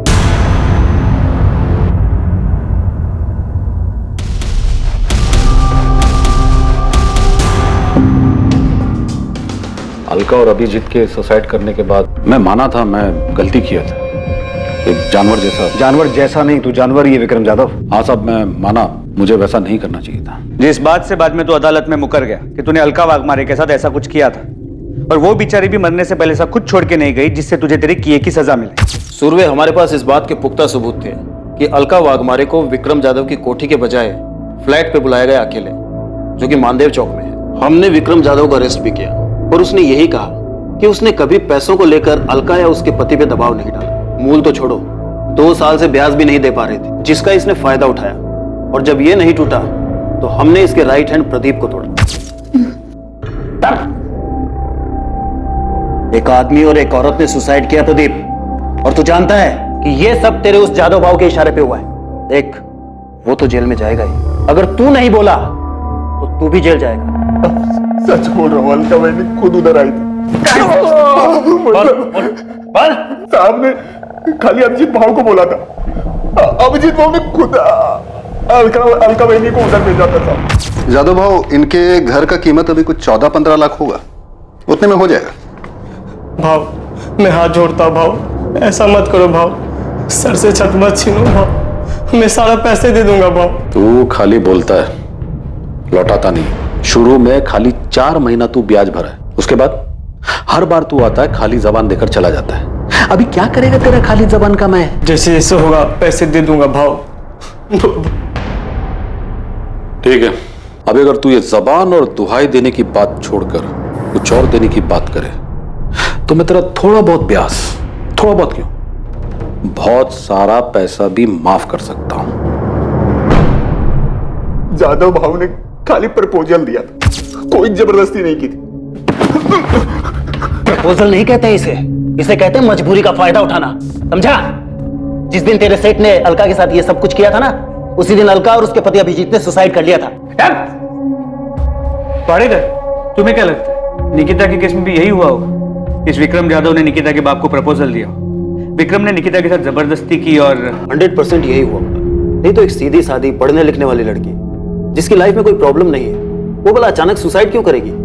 पता नहीं, लेकिन मुझे यकीन है कि ये सुसाइड नहीं, मर्डर है। फिर बोल नहीं सकता, मगर ये कंफर्म है कि ये आदमी औरतों के मामले में घटिया है।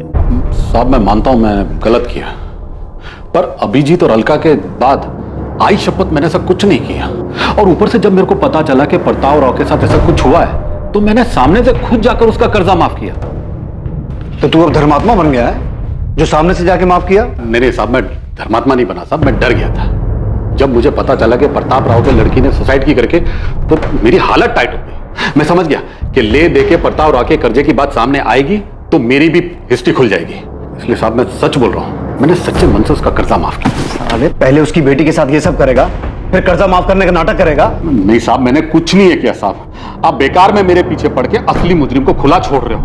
आई शपथ मैं बोल रहा हूं साहब, मैंने कुछ नहीं किया साहब, मैंने कुछ नहीं किया। सचिन, इसके राइट हैंड प्रदीप को उठाओ।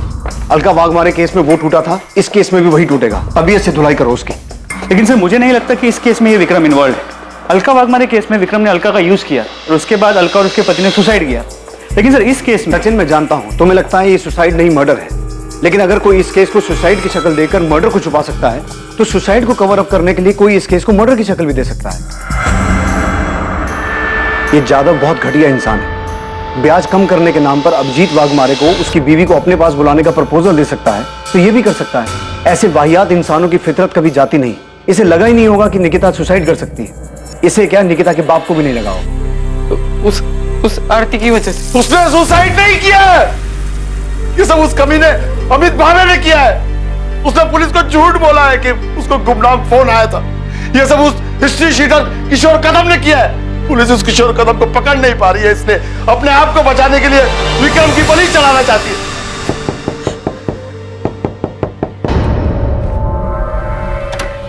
बताइए अब आप क्या नया बताने आए? बताने नहीं, पूछने आया। आपने हमें ये क्यों नहीं बताया कि विक्रम जाधव आपसे मिलने आया था और आप दोनों के बीच में डील हुई थी? मैं तुम लोगों का ख्याल रखेगा, तेरा भी शिवम का भी, समझ लेना। अब तेरे को कोई भी पैसा वापस देने का जरूरत नहीं है।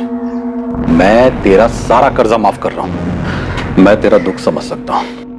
तो अगर वो खुद चल के मेरे पास आया और बोला कि तेरा कर्जा माफ, तो इसका मतलब आप ये निकालेंगे कि मैंने अपनी बेटी को उसके पास भेजा था? हम सिर्फ अपना काम कर रहे हैं।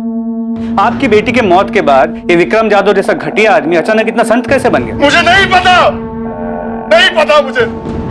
मेरी हालत ठीक नहीं थी, इसलिए मैं पूछ भी नहीं पाया। इसका ब्याज टाइम पे दिया है मैंने, जाके पूछ लो उसको। विक्रम जाधव जो होगा सो होगा।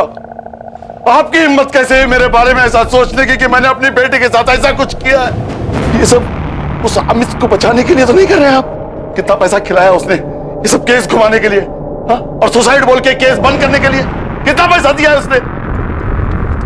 एक कॉल क्या आ गया मेरे फोन पे, आप लोग तो मेरे पीछे हाथ धोकर पड़ गए जैसे मर्डर मैं नहीं किया। किशोर कदम कहाँ है? अरे कौन किशोर कदम? मैं किसी की दो डंडे की औकात नहीं तेरी, हमें पता है। वो गुमनाम आदमी का फोन नहीं था, निकिता के फोन से वो फोन तुझे किशोर कदम ने किया था। मैं तो पूछ रहा हूँ, साहब लोग पूछेंगे नहीं, सीधा तेरी आवभगत शुरू करेंगे, आरती उतारेंगे तेरी लॉकअप में। कुणाल, पुलिस ने मेरे पीछे अपने लोग लगा रखे हैं, मेरे हर मूवमेंट पे नजर रख रहे हैं, मेरे फोन रिकॉर्ड्स तक निकलवा रहे हैं। तेरे को क्या लगा आरती, तू विनीत के लिए बावलो जैसी हरकतें करेगी और उसके बाद तेरे से कोई कुछ सवाल नहीं पूछेगा? मैंने कभी नहीं सोचा था कि निकिता के साथ ये झगड़ा उसकी मौत पे खत्म होगा। तू मेरे पे इल्जाम डाल रही है क्या? देख, पुलिस को मेरे ऊपर पहले से शक है, तो क्यों ये सब बोलकर उनका शक गहरा कर रही है? और तो तू वहां पे करने क्या गया था जहाँ पे निकिता की बॉडी मिली थी? कहीं तूने तो नहीं? वाह वाह आरती, सही कर रही है। पर याद रख, अगर तू ये सब मेरे पर थोपेगी ना, तो तू भी मेरे साथ कटघरे में। मैं समझ गया तू कितनी सेल्फिश है। तूने विनीत के लिए मेरा यूज किया, और अब जब निकिता मर गई तो खुद को बचाने के लिए मुझे बलि का बकरा बना रही है। एक बात याद रख, अगर तू मुझे फंसाएगी ना तो तू भी नहीं बचेगी।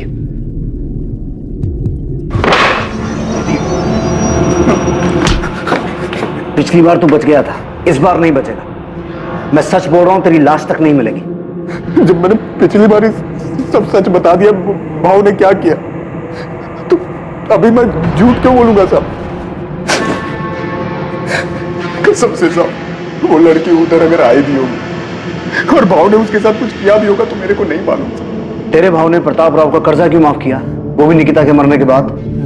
जितना मुझे मालूम है, भाव लड़की के मरने के बाद बहुत डर गया था। उसको वो अलका वाघ मारे वाला मामला याद आ गया था। अभी अगर भाव और प्रताप राव किसी खोपचे में कोई डील किए होंगे तो मेरे को नहीं मालूम। निकिता का फोन कहाँ है? नहीं पता साहब।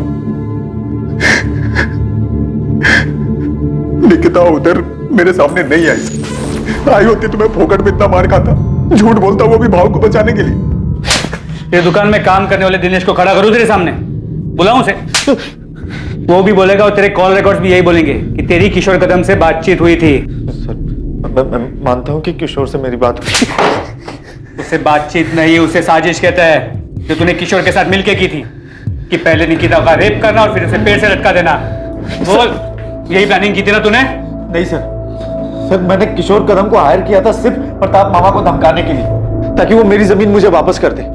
और जो केस कोर्ट में चल रहा है वो केस कोर्ट के बाहर ही खत्म हो जाए। केस तो बहुत लंबा चलेगा और बहुत भारी पड़ेगा तुझ पे। सिर्फ धमकी देने के लिए हायर किया था उसे, तो प्रताप राव को धमकी दी उसने?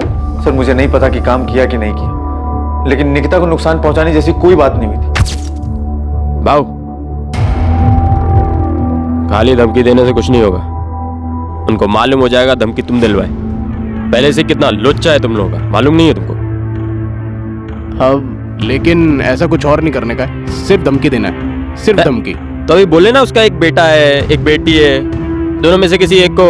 अरे नहीं, ऐसा कुछ नहीं कराना है। ठीक है, फिर खाली धमकी का 1 लाख लगेगा, 50 एडवांस। और एक बार धमकी देने से कुछ नहीं होगा, कम से कम 3-4 बार देनी पड़ेगी, तब जाके असर होगा। ठीक है, ये रहा एडवांस। और याद रहे, हाँ, सिर्फ धमकी देनी है, सिर्फ धमकी। किशोर कदम कहाँ है? सर मुझे नहीं पता कहाँ है। तूने निकिता को इसीलिए टारगेट किया था ना कि तूने उसे सेटलमेंट करवाने के लिए फोन किया था और उसने तुझे उल्टा सुना दिया? नहीं सर, मैंने ऐसा कुछ भी नहीं करवाया, और किशोर को सिर्फ मैंने जबानी धमकी देने के लिए कहा था। और तुझे क्या लगा वो इतना दूध का दूल्हा है कि तू जितना कहेगा वो उतना ही करेगा? साले रेप की हिस्ट्री है उसकी। किशोर कदम का फोन कब से बंद है? जब से क्या? जब से निकिता के नंबर से मेरे नंबर पे फोन आया था तब से उसका नंबर बंद है। तुझे उस दिन फोन किशोर ने किया था, अपने फोन की बजाय निकिता के फोन से। उल्टा तुझे टोपी पहना गया वो, है ना? तो मुझे भी उस दिन 1 मिनट के लिए ऐसा ही लगा था कि कहीं किशोर ने कोई अलग कांड तो नहीं कर दिया, लेकिन मैं सच कह रहा हूं, उस दिन फोन पर किशोर नहीं था। अजीब आदमी है, कुछ भी बकवास किया जा रहा है। तो मुझे बाद में ठनका कि कहीं किशोर ने मुझे फंसाने की कोई चाल तो नहीं चल दी। सर मैं बहुत घबरा गया था, मैंने किशोर को फोन किया, उसका फोन बंद आ रहा था सर, आज तक बंद है। तो तू उसी टाइम समझ गया था कि बहन मतलब निकिता, और किशोर ने 100% उसके साथ कुछ किया है। उस दिन किशोर को सिर्फ मैंने धमकी देने के लिए कहा था और कुछ नहीं। और जो फोन पे आवाज थी सर वो किशोर की नहीं थी। सर मैं सच कह रहा हूं, मैं झूठ नहीं कह रहा।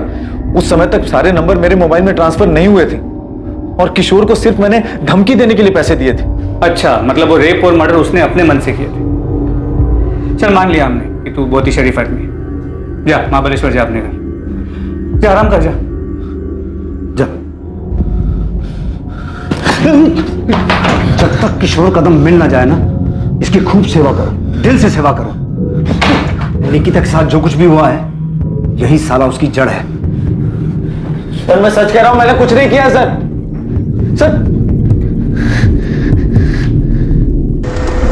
क्या वाकई किशोर कदम ने अमित की बात अनसुनी करते हुए इस जुर्म को अंजाम दिया था? अमित भावे की बात का तथ्य तब तक साबित नहीं हो सकता था जब तक किशोर कदम पुलिस के हाथ नहीं लगता और उससे पूछताछ नहीं हो जाती। किशोर तक पहुंचने के लिए पुलिस ने महाराष्ट्र के हर शहर में उसकी तलाश शुरू कर दी थी। उसकी खबर देने वाले को इनाम देने की घोषणा तक की गई थी। किशोर को गिरफ्त में लेने के लिए शहर और शहर के बाहर के सभी पुलिस नेटवर्क उसकी तलाश में लगा दिए गए थे। मुझे किशोर कदम नाम के आदमी ने कभी कोई धमकी नहीं दी, पर इस बात में कोई शक नहीं है कि जो कुछ मेरी बेटी के साथ हुआ है उसमें अमित का हाथ। सीधे सीधे इस सवाल का जवाब दीजिए। जब हमने आपसे पहले पूछा था कि आपका किसी के साथ कोई झगड़ा है, कोई दुश्मनी है, तब आपने हमें क्यों नहीं बताया? क्योंकि मुझे पता नहीं था साहब। मैं सोच भी नहीं सकता था कि जो आदमी मेरा रिश्तेदार है वो जमीन की लालच में इस हद तक गिर सकता है। मुझे ये भी कहाँ पता था कि निकिता का कोई बॉयफ्रेंड था, और ना ये पता था कि रोज की तरह वो उस दिन भी कॉलेज तो जा रही थी पर कभी लौट कर नहीं आई और मिलेगी भी तो इस हाल में। किशोर कदम अब पुलिस के लिए सबसे अहम संदिग्ध था, पर क्या वो सच में गुनहगार था? अमित ने जो उसे काम सौंपा था उसने उससे बढ़कर ये घिनौनी हरकत की थी। दूसरी तरफ विक्रम जाधव, जिसने निकिता के पिता को कर्जा दिया था, और कुणाल सामंत, जिसने अपनी बहन के लिए विनीत को धमकी दी थी, वो दोनों भी संदिग्ध बने हुए थे, लेकिन उनके खिलाफ कोई पुख्ता सबूत नहीं मिल पा रहे। इन सब के अलावा भी कोई था जो इन घटनाओं से परेशान था जो निकिता के साथ घटी थी। ऐसा भी कुछ था जो निकिता का बॉयफ्रेंड विनीत शुरू से जानता था, या शायद बहुत कुछ जानता था जो उसने पुलिस को नहीं बताया था। क्या विनीत कुछ छुपा रहा था? सर, किशोर कदम कोल्हापुर में पकड़ा गया है। ग्रेट। इस केस की सबसे अहम कड़ी अब हमारे हाथ लगी है। प्रतिमा, क्या लगता है तुम्हें, विक्रम जाधव और कुणाल सामंत को अब अंदर रखने से कोई फायदा है? उनसे और कुछ मिल सकता है? सर, विक्रम जाधव के एंगल में अभी तक हमें कुछ भी नहीं मिला है। हमने काफी लोगों से पूछा, काफी छानबीन की, लेकिन किसी ने भी निकिता को उसकी कोठी या फिर उस फ्लैट के आसपास नहीं देखा जहाँ पे उसने अलका वाघमारे को बुलाया था। और कुणाल सामंत? सर, उससे भी हर तरीके से पूछताछ की, लेकिन वो टूटने को तैयार ही नहीं है। सर, मुझे अभी भी लगता है कि आरती का इससे लेना देना है। जो अमित के केस में है वो आरती के साथ भी हो सकता है कि बात सिर्फ निकिता को विनीत से अलग करने की थी, लेकिन कुणाल उससे आगे बढ़ गया। सर, अब तो आरती को भी लगता है कि कुणाल ने किया है। बोल रहा हूँ ना साहब, मैं 27 अप्रैल को था ही नहीं इधर ही सतारा में। किशोर तो एक केस में बेल पे है ना, पर घबरा मत, इस केस में तो जेल नहीं जाएगा। हाँ साहब, इधर एनकाउंटर करके केस बंद करने का प्लान है, तो इधर ही ठोक दो ना। काय को काली पोकट सतारा में लेके जा रहे हो? मैंने तो सिर्फ अपना हिस्सा मांगा था। क्या गलत कर रहा था? क्या गलत है इसमें? ऐसे किसी गुंडे को पैसे देकर धमकी दिलवाना सही काम है? पैसे देकर धमकी इसलिए दिलवाई ताकि कोर्ट के बाहर से मामला सेटल हो जाए। अमित जो आदमी गुंडा है, पैसे लेकर धमकी दे रहा है, बहुत कुछ करेगा तो रोक लेगा उसे। फंसा दिया ना उसने तुझे।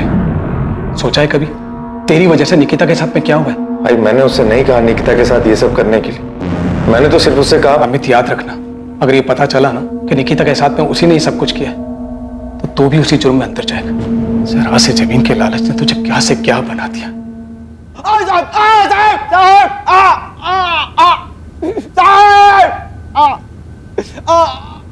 तीन दिनों तक लगातार पूछताछ और मार खाने के बावजूद किशोर कदम ये कबूल करने को तैयार नहीं था कि उसने ये जुर्म किया था। वो सिर्फ इस जुर्म से ही नहीं बल्कि इस बात से भी इनकार कर रहा था कि अमित भावे से पैसे लेने के बावजूद उसने कभी निकिता को निशाना बनाया या उसके परिवार के किसी इंसान को धमकी भी दी थी। सोच ले किशोर, यही सड़ता रहेगा, बाहर की हवा कभी नसीब नहीं होगी।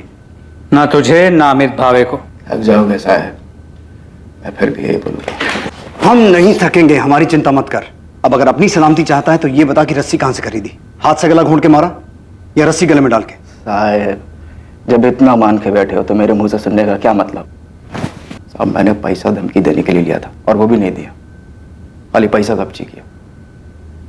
लड़की का छोड़ो साहब, उसकी फैमिली के किसी एक आदमी के पीछे नहीं गया मैं।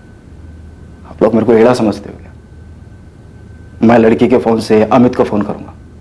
मेरे को समझ में नहीं आता क्या? क्या देख रहे हो साहब, मैंने उस लड़की के साथ कुछ भी नहीं किया है। किसने नहीं किया? विक्रम जाधव ने नहीं किया, कुणाल सामंत ने नहीं किया, तो फिर किया किसने? सर, प्रतिमा विनीत से बात कर रही है, उसके और निकिता की आखिरी मीटिंग के बारे में। प्रतिमा को अब भी लगता है कि विनीत पूरा सच नहीं बता रहा, कुछ छुपा रहा है। मैडम, मैं कुछ नहीं छुपा रहा हूँ, सच बोल रहा हूँ। आरती के भाई ने तुझे धमकी दी। आरती और निकिता के बीच में तेरी वजह से झगड़ा चल रहा था, और निकिता ये भी जानती थी कि तू आरती को मैसेज करता था, फिर भी निकिता तेरे जैसे डबल ढोलकी पे विश्वास करती कि। मैडम, मैं कोई डबल ढोलकी नहीं हूँ। आरती के साथ मेरा कुछ नहीं था, मैं निकिता से प्यार करता था। हाँ, कुछ टाइम के लिए मैं आरती की तरफ अट्रैक्ट हो गया था, और निकिता कुछ ज्यादा इस बात से डर गई। और इसी बात का डर उसे उस दिन भी था ना? नहीं, वो नाराज थी कि मैंने आरती को मैसेज की, और इसी बात से परेशान थी। वो ये समझ ही नहीं रही थी कि वो मुझे लेके बहुत ज्यादा पोजेसिव हो रही थी। परेशान हो गया था उसकी इस आदत से। और इस परेशानी का हल तूने ये निकाला कि उसे। नहीं, बिल्कुल नहीं। हाँ, बस थोड़ा तंग जरूर आ गया। निकिता, तुम सिर्फ अपने बारे में सोचती हो, तुम्हें जो ठीक लगता है वही हो, और मैं चाहूँ या ना चाहूँ मुझे भी वही करना पड़े। अब मुझे भी लग रहा है कि मुझे सोचने के लिए टाइम चाहिए। क्या सोचने के लिए टाइम चाहिए? कि क्या बहाना बना के मुझे छोड़ सको, कैसे उस आरती के पास जा सको? मुझे अपने बारे में सोचने के लिए टाइम चाहिए, क्या सही है क्या नहीं। हर बात तुम्हारे और आरती के बारे में नहीं होती। पक चुका हूं यार तुम दोनों से। क्या कहा तुमने? तुम पक चुके हो मुझसे? निकिता, हमें एक दूसरे को थोड़ा टाइम देना चाहिए, ये हम दोनों के लिए अच्छा रहेगा।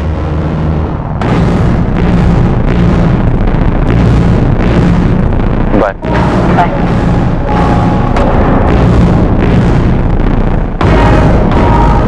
आरती को लेकर उस दिन फिर हमारे बीच में झगड़ा हुआ।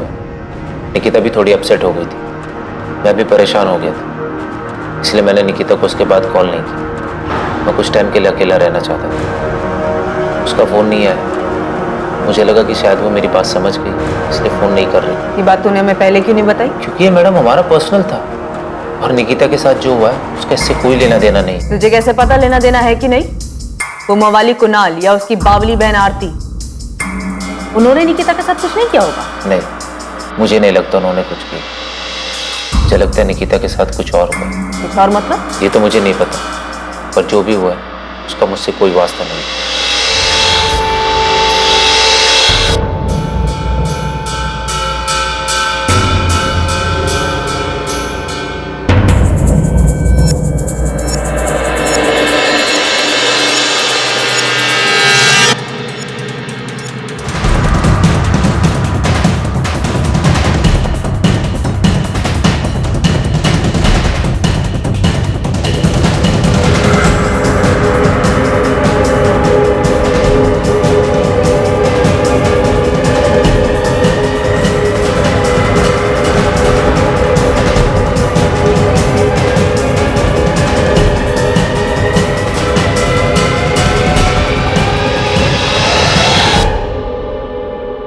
सर, मुझे लगता है कि हम इस बात पे अटक गए हैं कि निकिता का मर्डर हुआ है, जो कि इन सस्पेक्ट में से किसी ने अपना मकसद पूरा करने के लिए किया है। प्रतिमा, फिर से ये मत कहना कि तुम्हें अब भी लगता है कि ये सुसाइड का केस। प्रतिमा, अगर सुसाइड किया हो तो उसके पीछे कोई रीजन तो होना चाहिए। विक्रम जाधव की थ्योरी में कोई भी सुराग सामने नहीं आया कि उसने निकिता के साथ रेप किया, इसी वजह से उसने सुसाइड किया। तो फिर क्या हो सकता है? पता नहीं सर, पर मुझे अभी भी लगता है कि कुछ तो था जिसकी वजह से निकिता दुखी थी। ये हमने सीसीटीवी फुटेज में भी देखा है। प्रतिमा, हमें यह भी पता है कि उसके मरने से पहले उसके साथ रेप हुआ था। यस सर, याद है मुझे। सर, ये सुसाइड नहीं मर्डर है। अगर हम ये मान भी लेते हैं कि विक्रम जाधव ने उसके साथ कुछ किया था, वो उसे बर्दाश्त नहीं कर पाई और उसने सुसाइड कर ली, तो तब भी उसके फोन के गायब होने के पीछे क्या कारण हो सकता है? क्या उसने सुसाइड करने से पहले अपना फोन खुद फेंक दिया, जो आज तक नहीं मिला? सर, इससे ये साफ हो जाता है कि ये सुसाइड नहीं मर्डर है, और ये मैं 100% श्योर होकर कह सकता हूं। और फिर उसी रस्सी से उसे पेड़ से लटका दिया गया, इसीलिए उसके गले पे सिर्फ रस्सी का निशान, और पेड़ पे लटकाने की वजह से उसकी गर्दन की हड्डी टूट गई, जो हमें कंफ्यूज कर रही है। सर, क्राइम सीन पे निकिता का फोन नहीं मिला है, जिससे ये साफ होता है कि जिसने भी निकिता को मारा है वो उसका फोन अपने साथ लेकर चला गया। पर ये हो कौन सकता है? सारे हिस्ट्री शीटर्स को हमने तोड़ा है, उन पर नजर रखे हुए हैं, उनमें से कोई नहीं है, तो फिर है कौन? इस केस में अपराधी कौन था या फिर कौन थे, ये पता लगाना बहुत मुश्किल हो रहा था। हर एक एंगल के खुलने के बावजूद निकिता की मौत के पीछे के मकसद तक पहुंच पाना लगभग नामुमकिन सा लग रहा था। अब केस ठंडा पड़ चुका था, महीनों गुजर चुके थे। 27 अप्रैल 2019 को इस जुर्म को अंजाम दिया गया था, और अब अक्टूबर 2019 आ चुका था। लेकिन अचानक इस केस को एक नई दिशा मिलने वाली थी, एक नया रास्ता खुलने वाला था।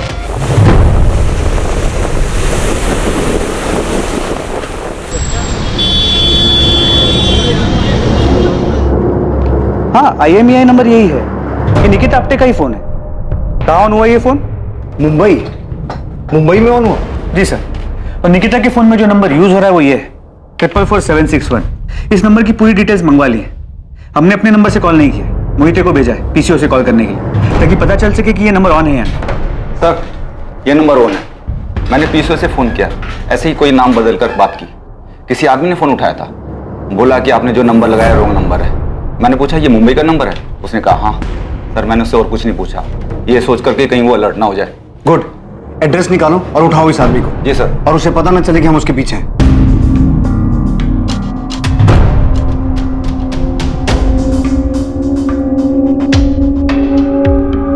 सर, नंबर किसी अविनाश मोरे के नाम पर रजिस्टर्ड, कांदिवली का एड्रेस। फौरन मुंबई के लिए निकलो और इस आदमी को उठा के लाओ। प्रतिमा, इसकी फोटो निकिता की फैमिली को दिखाओ और पता करो इसे पहचानते हैं क्या। और ये भी चेक करो इसकी कोई क्रिमिनल हिस्ट्री है क्या। ठीक है सर।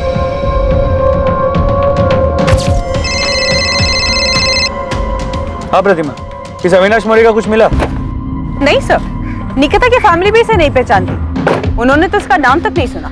ताज्जुब की बात, इस अविनाश मौर्य ने अब तक फोन स्विच ऑफ नहीं किया, लगातार ऑन आ रहा है। सर मैंने साइबर टीम से दोबारा चेक किया, ये निकिता का ही फोन है।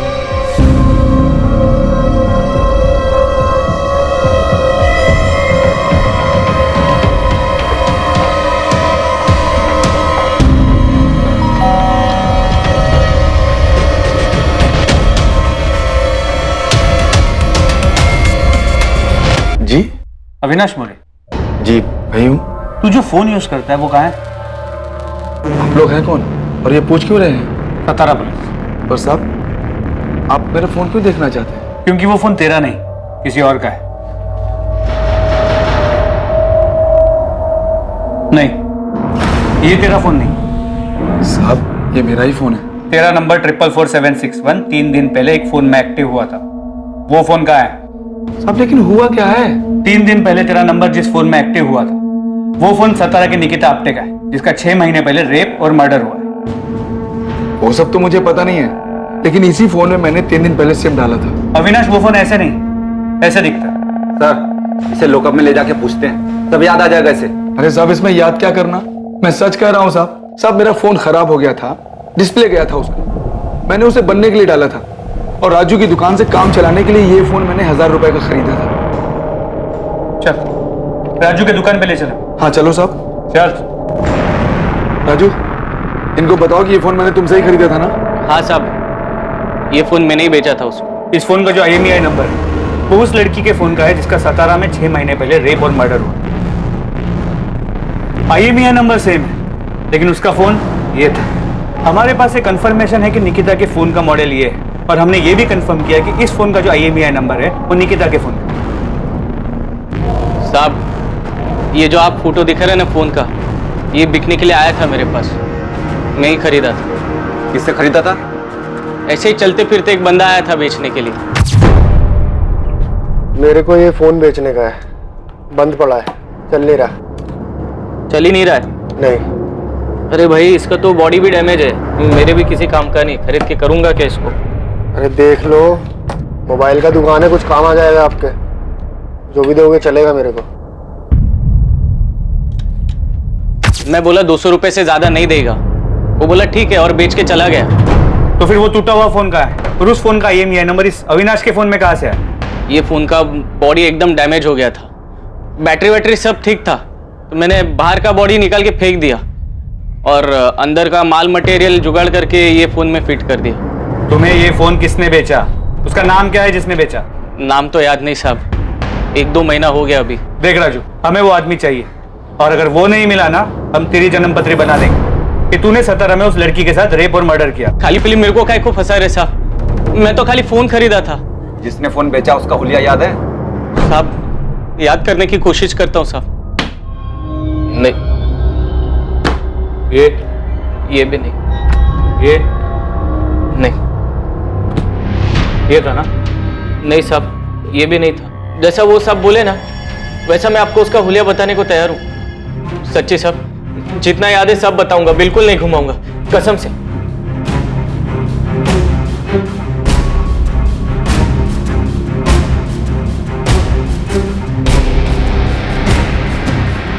सर राजू सच बोल रहा है, उसे जितना याद था उसने पूरी ईमानदारी के साथ याद करके स्केच बनवाया। ठीक है, फिर भी यहाँ मुंबई पुलिस को बोलता हूँ इस राजू पे नजर रखें, और तुम पता करो कि निकिता के पहचान में कोई है जो स्केच वाले आदमी को जानता है। ठीक है सर। स्केच को तुम्हारे फोन और मेल दोनों पे भेजा, ये नहीं पता कि ये स्केच उस फोन बेचने वाले आदमी से कितना मिलता। तुरंत इस स्केच को सभी जगह भेजो और पता करो कि स्केच से मिलता जुलता दिखने वाला भी कोई आदमी है। यस सर, मैं सभी जगह सर्कुलेट कर देती हूँ। राजू की मदद से जो स्केच बनाया गया वो उस आदमी की शक्ल के काफी नजदीक था जिसने राजू की दुकान पर निकिता का मोबाइल बेचा था। वो आदमी वास्तव में मौजूद था और यकीनन सतारा में ही था, और निकिता से जुड़े लोगों में उसके बॉयफ्रेंड विनीत के अलावा ऐसा कोई नहीं था जिसने इस आदमी को देखा था या पहचान सकता था। कौन है मैडम ये नहीं जानता, लेकिन इसे पार्क में देखा है, जहाँ मैं निकिता हमेशा मिलते थे। इसे बहुत बार पार्क में देखा, मुझे बड़ा अजीब लगता था। मैं और निकिता जब भी मिलते थे हमेशा वहां होता था। क्या ये हमेशा आसपास रहता था? हाँ, ये स्केच पक्का उसी आदमी की तरह दिख रहा है। अगर ये विनीत और निकिता के हर बार मिलने के वक्त वहां होता था तो इसका मतलब है ये सतारा का ही रहने वाला है और शायद कहीं आसपास का ही हो। लेकिन सर इसकी कोई क्रिमिनल हिस्ट्री नहीं है, पर फिर भी मैंने गोविंद और बाकी फकी को काम पे लगा दिया ये पता करने के लिए कि ये कौन है और कहाँ रहता है। गुड, ढूंढो इसे ताकि इस केस को क्लोजर मिले और निकिता को न्याय। सर। प्रतिमा। Yes sir. तुमने बताया कि विनीत कह रहा था कि ये हमेशा पार्क में मौजूद रहता था, उन्हें घूरता था। यस सर, वो दोनों जब भी पार्क में मिलते थे ये वहां रहता था। 27 तारीख की निकिता की वो फुटेज निकालो। हमें इस एंगल के बारे में कुछ पता नहीं था, हमने कुछ मिस किया है। 27।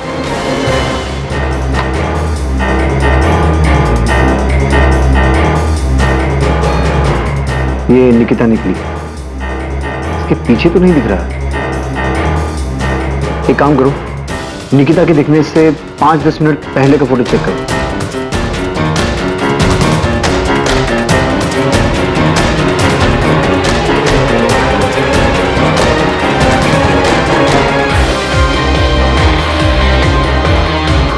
एक मिनट सर, स्टॉप कीजिए इसको। अब नॉर्मल कीजिए। यही है वो, तो यही है।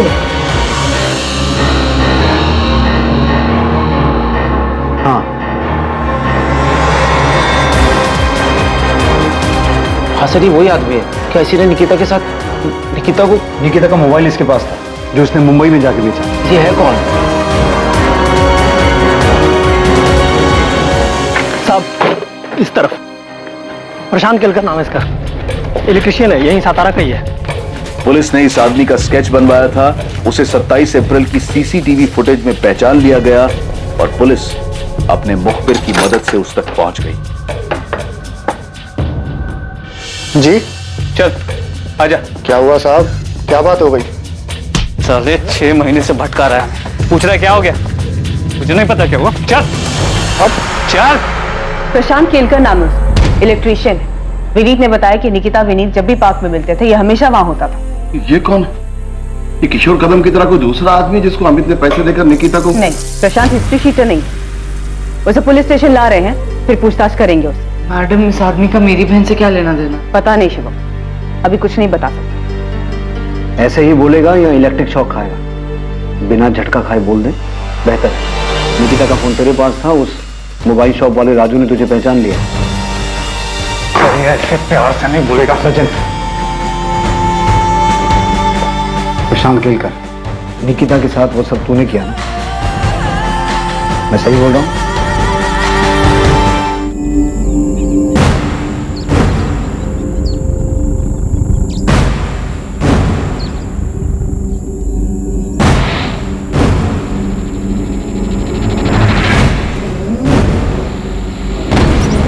जी आप निकिता है ना? हाँ, क्यों? आपसे कुछ जरूरी बात करनी है। क्या बात करनी है? आप हो कौन? वो मैं आपके पापा को जानता हूँ। पहले बताओ तो सही, आप हो कौन? क्या बात करनी है आपको? मुझे ये सब कुछ नहीं चाहिए, मुझे सिर्फ तू चाहिए, सिर्फ तू। कब से तेरे पीछे हूँ, आज जाकर मिली है तू।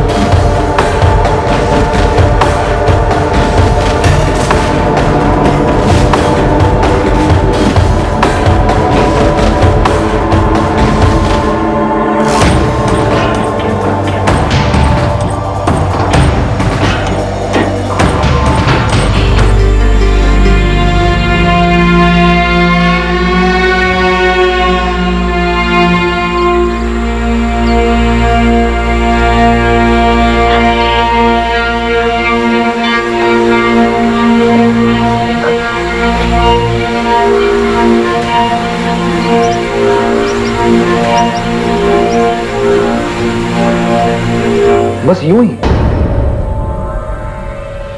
तूने उसे देखा, वो तुझे पसंद आ गई, इतना कि वो तेरी सनक बन गई। निकिता का फोन तेरे पास 6 महीने से था, तूने उसे ऑन क्यों नहीं किया? पर 6 महीने बाद मुंबई जाके क्यों बेचा? मैं अखबार में पढ़ रहा था। जोर से बोल, जोर से बोल, सुनाई देना चाहिए। मैं मामला ठंडा होने का इंतजार कर रहा था। 27 अप्रैल का दिन तूने इसलिए चुना क्योंकि निकिता उस रास्ते से जाने वाली थी। हाँ, मैंने पहले भी कई बार कोशिश की थी, पर सड़क पर कोई ना कोई आ जाता था।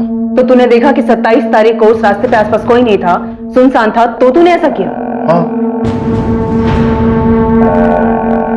तूने निकिता के भाई अमित को फोन क्यों किया? तू जानता है उसे? नहीं। तो उसे फोन क्यों किया?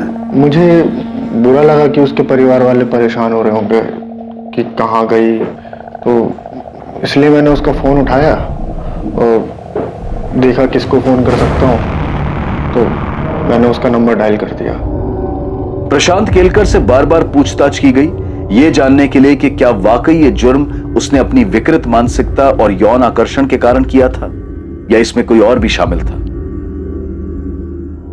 पर आखिर तक यही सामने आया कि वो वाकई एक विकृत मानसिकता का आदमी था जो निकिता पर मोहित था, जिसने सिर्फ अपनी हवस पूरी करने के लिए निकिता के साथ बलात्कार किया और फिर उसे मार दिया। अपराधी, अपराध का मकसद और जिस तरह से इस जुर्म को अंजाम दिया गया था, उसने पुलिस तक को हैरान कर दिया था। इस केस में निकिता के परिवार में जो भी मनमुटाव था वो सामने आ गया था। इस केस के जरिए संपत्ति को लेकर चल रहे विवाद के कारण कोई अपना ही निकिता के पिता को धमकी देने, डराने जैसे गलत इरादे रखता था, वो भी सामने आ गया। साथ ही एक लड़के को लेकर लव ट्रायंगल, प्यार के नाम पर दीवानगी भी सामने आई, जिसमें 2 बेस्ट फ्रेंड्स के बीच एक लड़के की वजह से दोस्ती में कड़वाहट आ गई थी। पर निकिता के बलात्कार और हत्या का जो अपराधी था, वो निकिता और उसके जानने वालों के लिए चेहरे से, नाम से पूरी तरह से गुमनाम था। प्रशांत केलकर का इससे पहले कोई क्रिमिनल रिकॉर्ड नहीं था और साथ ही मनोवैज्ञानिक जांच में भी ऐसा कुछ सामने नहीं आया कि उसे कोई मानसिक बीमारी थी। वो पूरी तरह से सामान्य था। यह बेहद दुखद है कि 19 साल की निकिता को किसी की सनक और दिमागी गंदगी की वजह से अपनी जान गंवानी पड़ी। इस केस में जो सबसे बड़ा सवाल पैदा होता है वो ये कि ऐसी विकृत मानसिकता जो सड़क पर चलते इंसानों को, अपने आसपास के लोगों को शोषण का सामान मानती है, उस विकृत मानसिकता को पहचाना कैसे जाए?